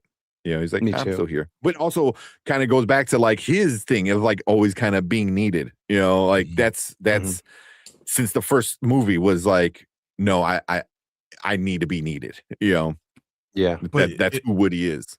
It also opened up the idea that he can now, if we're going to finish up with Bonnie and go back to Andy, he's fine. The rest of those toys are fine to play and be with this whole Bonnie.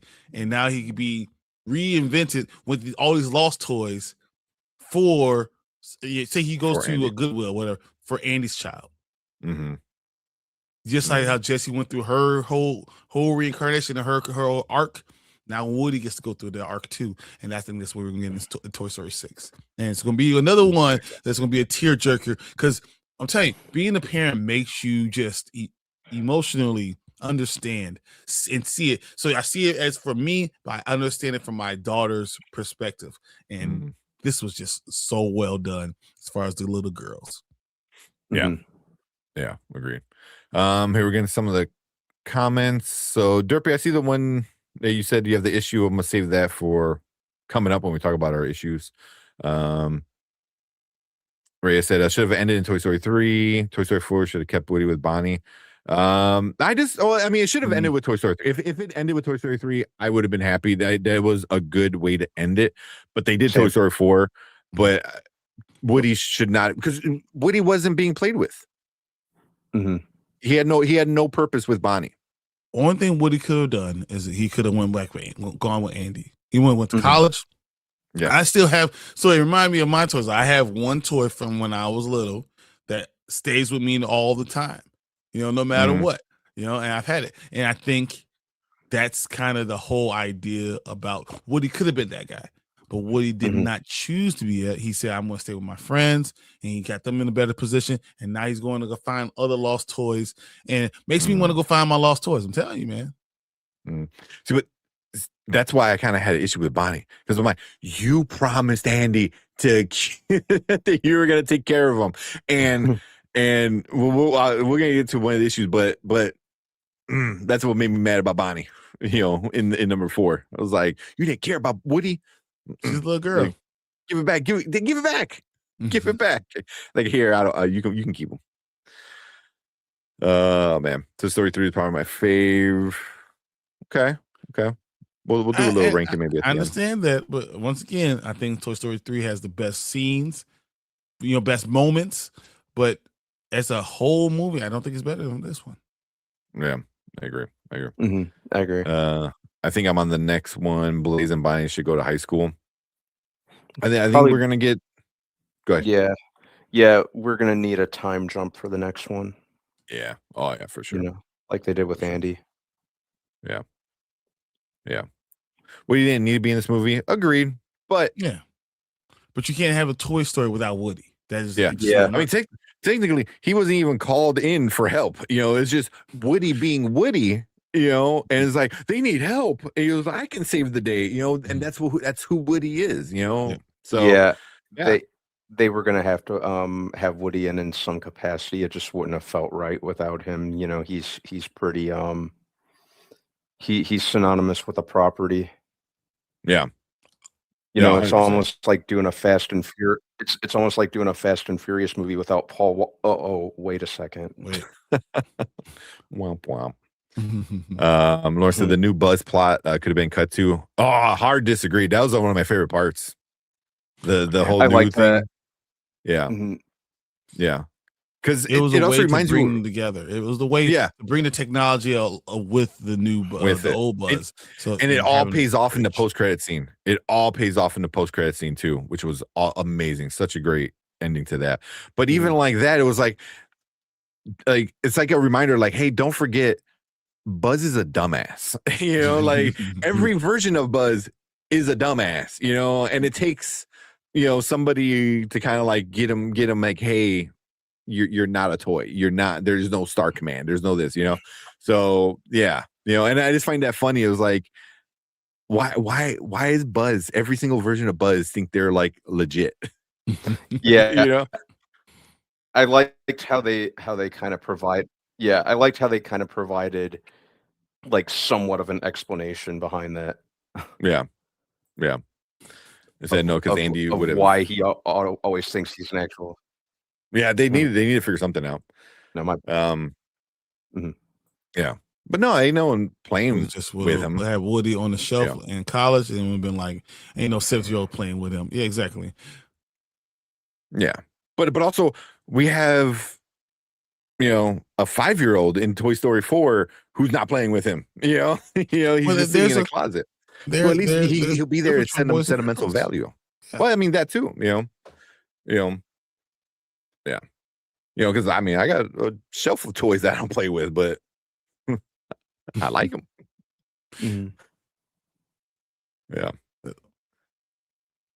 All right. Yeah. I never liked Woody. I was always the Lightyear guy. Woody was an annoying loser. Well, I think Buzz was an idiot. Yeah, Buzz an idiot. But that's who they are. Like Buzz is the airhead. Woody is the reach for the sky partner. Yeah, I mean, who hasn't wanted to be a cowboy? Yeah, Jesse was always one that was always like had an interesting story. So, all right. It was a side quest. Yeah, it was a side quest, but it eventually paid off in the main storyline. So And you see, and then and the idea. So I felt like what it really meant was like this next generation, not just Gen Z, the next generation can do both technology and have toys. They could play with toys that have technology in it. That was the idea. So the dispersing of all these buzzes to these new kids. So they'll learn how to play and they'll know how to make friends, and they also have technology too. Yeah. Yeah. It's like your parents, you're always different than your parents. Well, their parents are now going to be different than with the previous generation. So they're going to be able to play again. Yeah. Yep. All right. Let's move on to our negatives. Because I realized we were kind of going on it. Wait, real quick. He goes, I'm gonna disagree. Buzz is not a dumbass. Remember, he's a robotic toy. He was programmed to speak like he was actually Lightyear. Woody was conscious because he was made of cotton. Yeah, but that doesn't. I mean, but dumbass is, I think, like a strong word. I should not say that, but he's definitely like an airhead. He's, and even in I won't say in this one, but in every one, he's always been the one that doesn't come up with the plan. He's always Well, I think he got better at it, and I think that, and I think 4 was the one when Buzz stepped up so much that Woody could walk away. Yeah. Well, even then, he was like, "Listen to your inner voice," and he would just press a button, and it was like Buzz. Like that's what Buzz is the he's the ditz, of the group. He's like the airhead, but it works for the character, who's this like new shiny technology toy, but he's kind of like they used to be. It used to be 31 years ago he was, but he's this kind of like, he's not the leader, he was never the leader, it's just now. Remember Woody tried to kill Buzz. Yeah. You tried to kill him. Yeah, that's why Woody's got some problems too. Woody's got some problems too.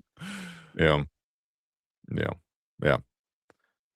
So I think Buster might be dead. Oh, Buster's 100%. Buster's gone. 31 years later, super gone. That's R.I.P. Buster. The third. He was barely alive in the third one. Remember? Yeah. Couldn't even run. He was moving. Yeah. All right. Let's get into the negatives. Brandman, what issue? Yeah. Oh, if any, did you have with this one? The one thing that I kind of noticed, it felt like some of the legacy characters, like Slinky and Mr. Potato Head, Miss Potato Head, Rex, they almost felt like kind of afterthoughts at times. Yeah. This was very, Woody, Jesse, Bullseye, and Lily Pad centric. It almost felt like none of the other characters really mattered as much, or at least the characters who have been there for the long haul. So yeah, they almost, you could almost kind of get rid of them and really not miss out on anything. That was my glaring kind of that was kind of my glaring problem with the movie. Yeah. I was kind of like, why'd you guys even go through the trouble of having them there if you were going to do that little with them? That was my main standout kind of problem with it, because the movie's still fresh in my mind. I saw it early today. Yeah. So that's the main standout one for me right now. Yeah. I see a lot of people saying that, with it. I'm like, I want to say it's, but I was like, but kind of was like, a lot of them are dead in real life. The guy who voices Slinky Dog, he's dead. The guy who voices Mr. Potato Head, he's dead. Mrs. Potato Head, she's dead. So it's like, Combat Carl, was Carl Withers. Granted, he's not the original toy, but he's also not around. So, and it sucks. What's it Slinky Dog? Yeah, right. Because it was Jim Varney. Jim Varney was the original. Yeah.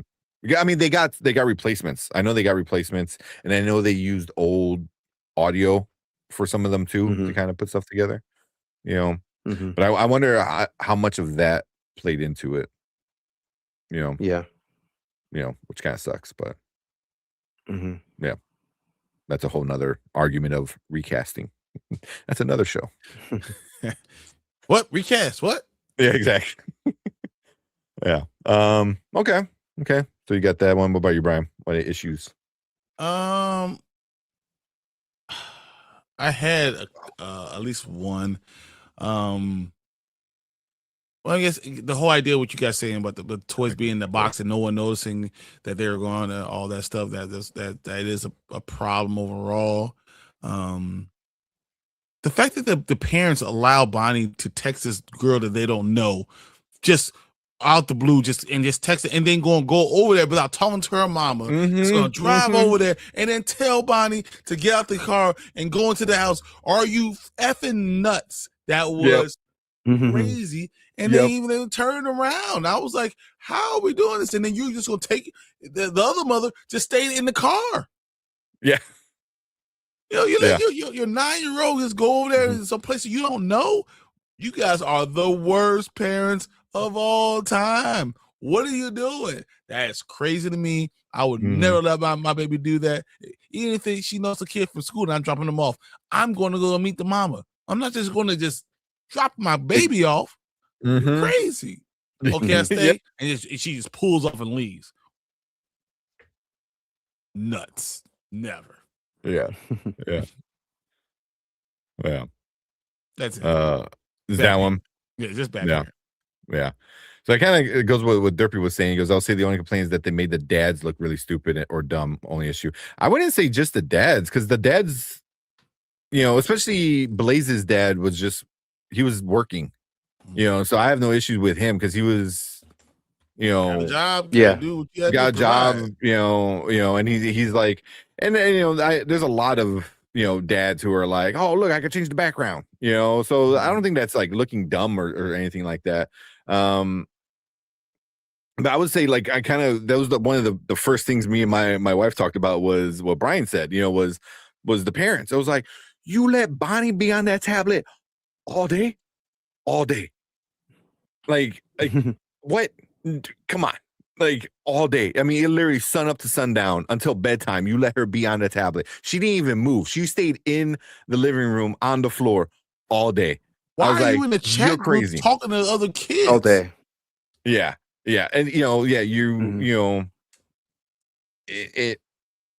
and like one reason why I like my kid, my sister got him, or both of my kids, they share it, or at least try to share.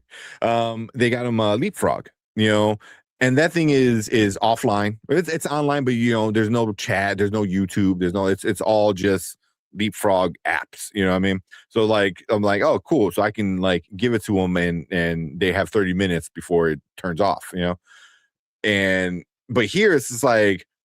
It's like, oh, these kids from your dance class. I was like, dude, does she? Does the mom know? And then like the dad dropping them off and just like, oh, bye, and then you didn't even walk her to the door, and That's then you what said I'm like the mom did it, Blaze's mom did it too. It was like, and the only thing me and my wife came up with is this must be a world where crime doesn't exist. This must be like just this perfect little world where crime doesn't exist. Your job as parents is to make sure your kids are good, and neither one of them did that. Yeah, none of them. They were just. They did not give a shit. No. They kind of question is like, should we get her a tablet? And he's like, and that's a question like every parent has with kids, especially right now. It's like, should we give them a phone? Should we get them tablets? Should we be able to do things? I was like, so that was like a legit thing, so yeah. But I wouldn't say it was just that the dads look stupid. I don't agree with that. I think all the parents look stupid. They're all horrible individually, all terrible. Yeah. Because I was like, you don't let your kid be on the tablet all day like that. None of the parents are like checking in. Like, yeah, you're gonna drive out to the country to go pick up the toy from this person. Like, did you call the mom? Like, there's nothing. You're just like, you're only talking They through this. literally Like, asked Bonnie, kid this 8-year-old, did you call the girl? Tell her, is this yours? Let's go get it. Like, what are we doing? Yeah. So I was like, as parents, you guys suck. You suck so bad. Yeah. But I think that's one of my biggest issue, and then, kind of like Brandman too, the background, the other characters didn't really have a big role. It kind of sucks, but I wasn't like, it didn't ruin the movie. I was just like, kind of wish, because Potato Head's always an asshole. We didn't get him being an asshole. So but it also kind of makes sense too. It's like he just felt like a non-presence. Yeah, but they're all those toys are like toddler toys, like little kid toys. Mr. Potato Head, the T-Rex, Slinky Dog. An 8-year-old is really not going to play with those toys like that. I mean, granted, she was a little bit, Andy was too, but also Andy, that was before technology and stuff like that. And it was 1995. Yeah. So, but yeah, I'm trying to think of like a lot of other negatives besides those two. That's really all I had. There was one thing, good thing I forgot to mention was the animation during the animation during the imagination scenes was amazing. I had to think about that for a second. That was like this watercolory kind of like really cool. Like, it was gorgeous. It was amazing. I was like, that was so cool. And I don't know if it's because like Andy had a different imagination and the girls have a different kind, so I think that's what it was, that the girls had different type of scenes and Andy was just one them together. Yeah. So, okay. Anything else you guys wanted to bring up? No, I think it was a fun movie. I'm just glad that it was good, because usually when you have these sequels going forward, they're just cash grabs, and this actually had a good story. Had a lot of heart. And also I had to look up the director, Andrew Stanton, I think his name was. He has been involved in Toy Story since the start. He helped write the screenplay for 1, 2, 3, 4, and 5. He directed this. Then I found out he directed Finding Dory, Finding Nemo. He was involved in Monsters Inc. Like he's been involved in like so many. This entire world building that he's done. Yeah. Then also I found out like he also helped try to fix the script for Lightyear. Which they do like a little reference in this by having Zurg still be the dad, not an older time diluted version of Buzz, which is the dumbest thing ever. Like, no, Zurg is still like, Zurg is our dad. Search your feelings, you know it to be true. So it's like we get another Star Wars reference, and Zurg is still the dad, not some stupid time version. Yeah, so I was like, I feel like that was definitely a call out. Like, that Lightyear movie sucked. Yeah, but I mean, I wouldn't even acknowledge it. It's nothing to do with Toy Story. I wouldn't even acknowledge it. Yeah. All right. All right. We'll finish off with our ratings now. Later, never. Bring it up. So now means you gotta watch it now before it's spoiled. Later means at home, watch it on Disney Plus whenever they decide to release it there. It never means just skip it altogether. We'll start with Brandman. What you giving it? This is absolutely a no. There's no question about that. I never thought that they were going to go up to 5 of these movies, especially this long after the fact. But the fact that it still has a lot of momentum really speaks volumes, and just they make it relevant to how kids interact and use toys today, and it could even kind of function as a cautionary tale. Exactly. So I really appreciated that they made a smart sequel that really worked, and they tied it into how things are actually going today when it comes to how, you know, kids play, which was my favorite thing about it, if I'm being honest. I thought from a technical standpoint, the animation was still top notch. They even improved elements of it without going too over the top. I thought the voice acting was still very, very great from the OG actors, Tom Hanks, Tim Allen, Joan Cusack, and then the new actors like Greta Lee as Lily Pad. I thought she was great. Craig Robinson, Conan O'Brien. So yeah, I was surprised with just how much I ended up loving it.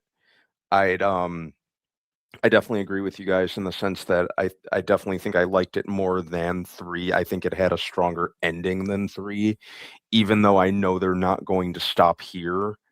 Even if they did decide to pump the brakes here, like the final shot with the kids coming over to play was awesome. It was. You know, that would have been a good way to end it, but I know they're not going to. But yeah, I was very pleased with how relevant and heartfelt. I got a little misty-eyed at times. So, you know, just all around, it worked quite well. So, without question, this is a now. All right. What about you, Brian? Now, it's you should already seen it. Be like the other 300 million people that want to go see it. Be like them. Go see it.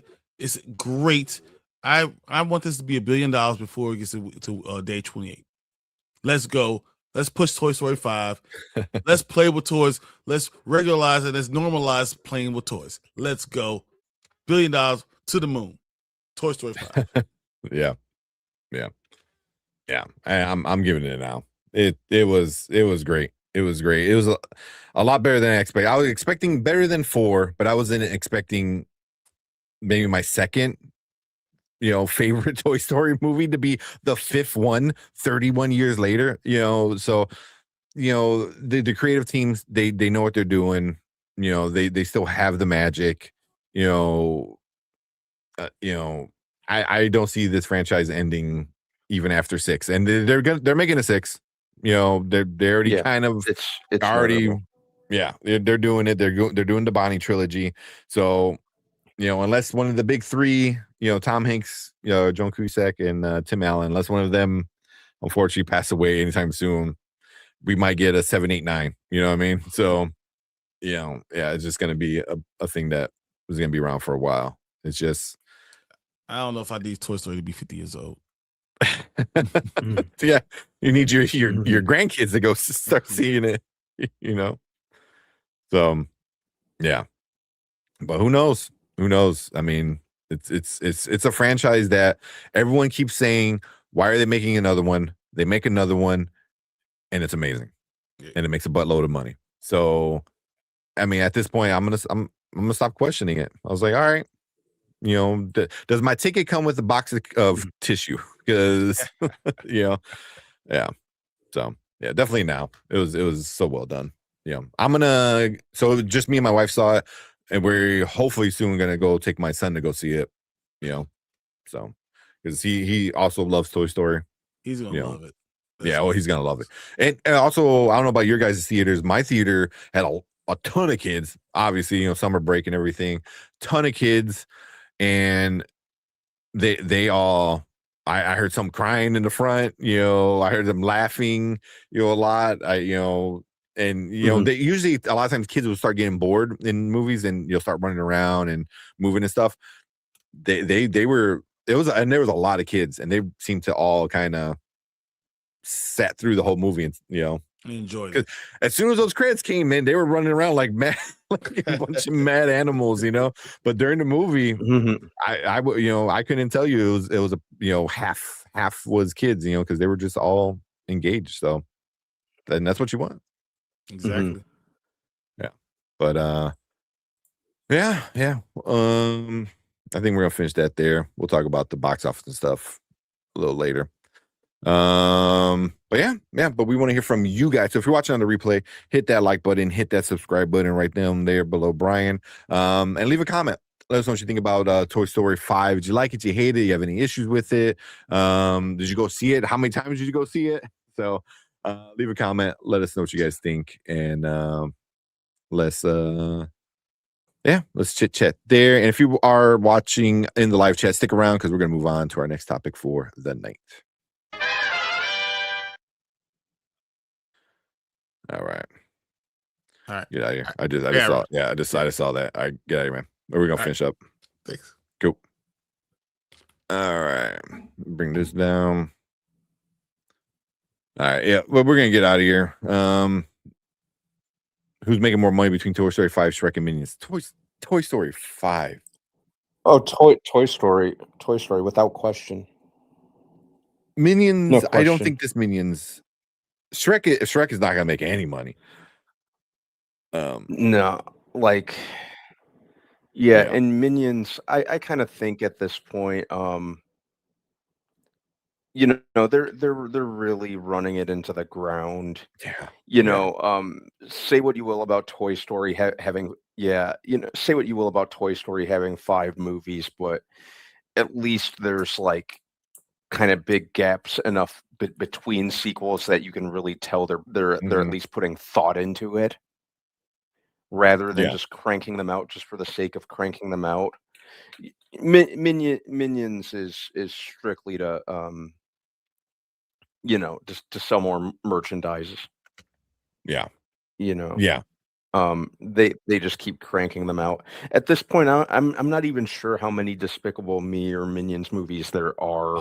That's how little that's how disconnected I am from them at this point in time.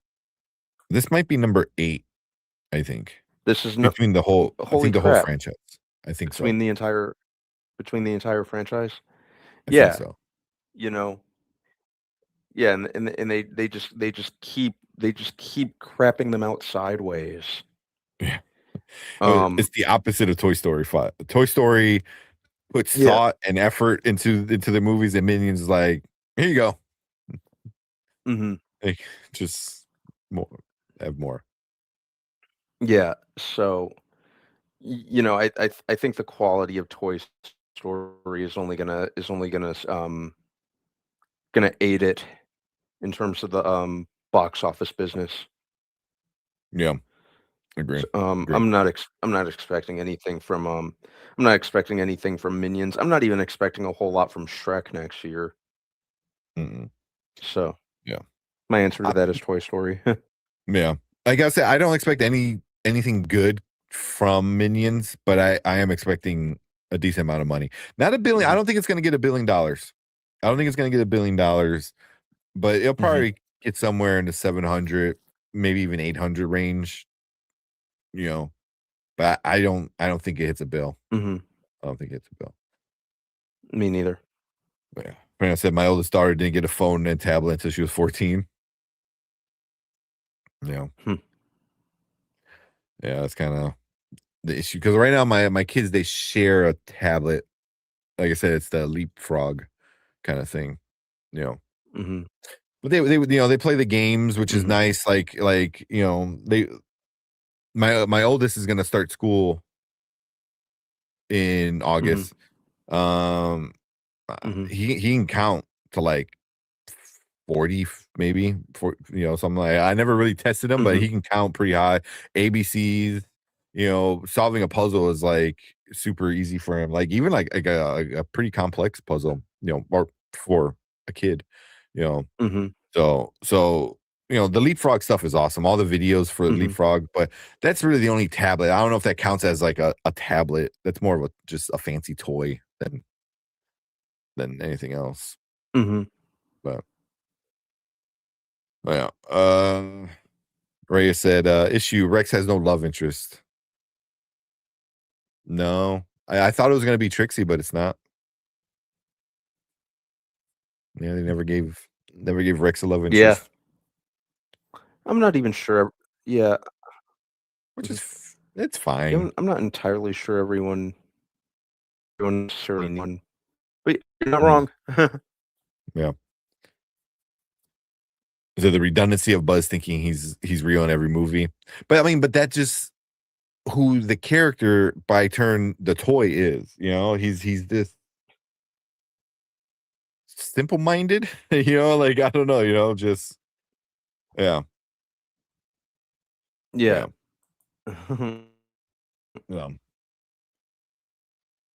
Man. I already said I always thought Woody and Jesse should have been together. But Buzz and Jesse's fine. I thought that too, but I kind of like because that was your expectation and it kind of went against it, you know, because Woody was already in love with Bo Peep from the first one, Mhm. you know, and then Bo Peep, having yeah. Buzz be in love with a female version of Mhm. Woody makes so much sense that it's like freaky. Mhm. So Yeah, I like the subversive kind of aspect of that. So I'm good with Buzz and Jesse being a couple. mhm. You know, Woody and Bo are absolutely fine together.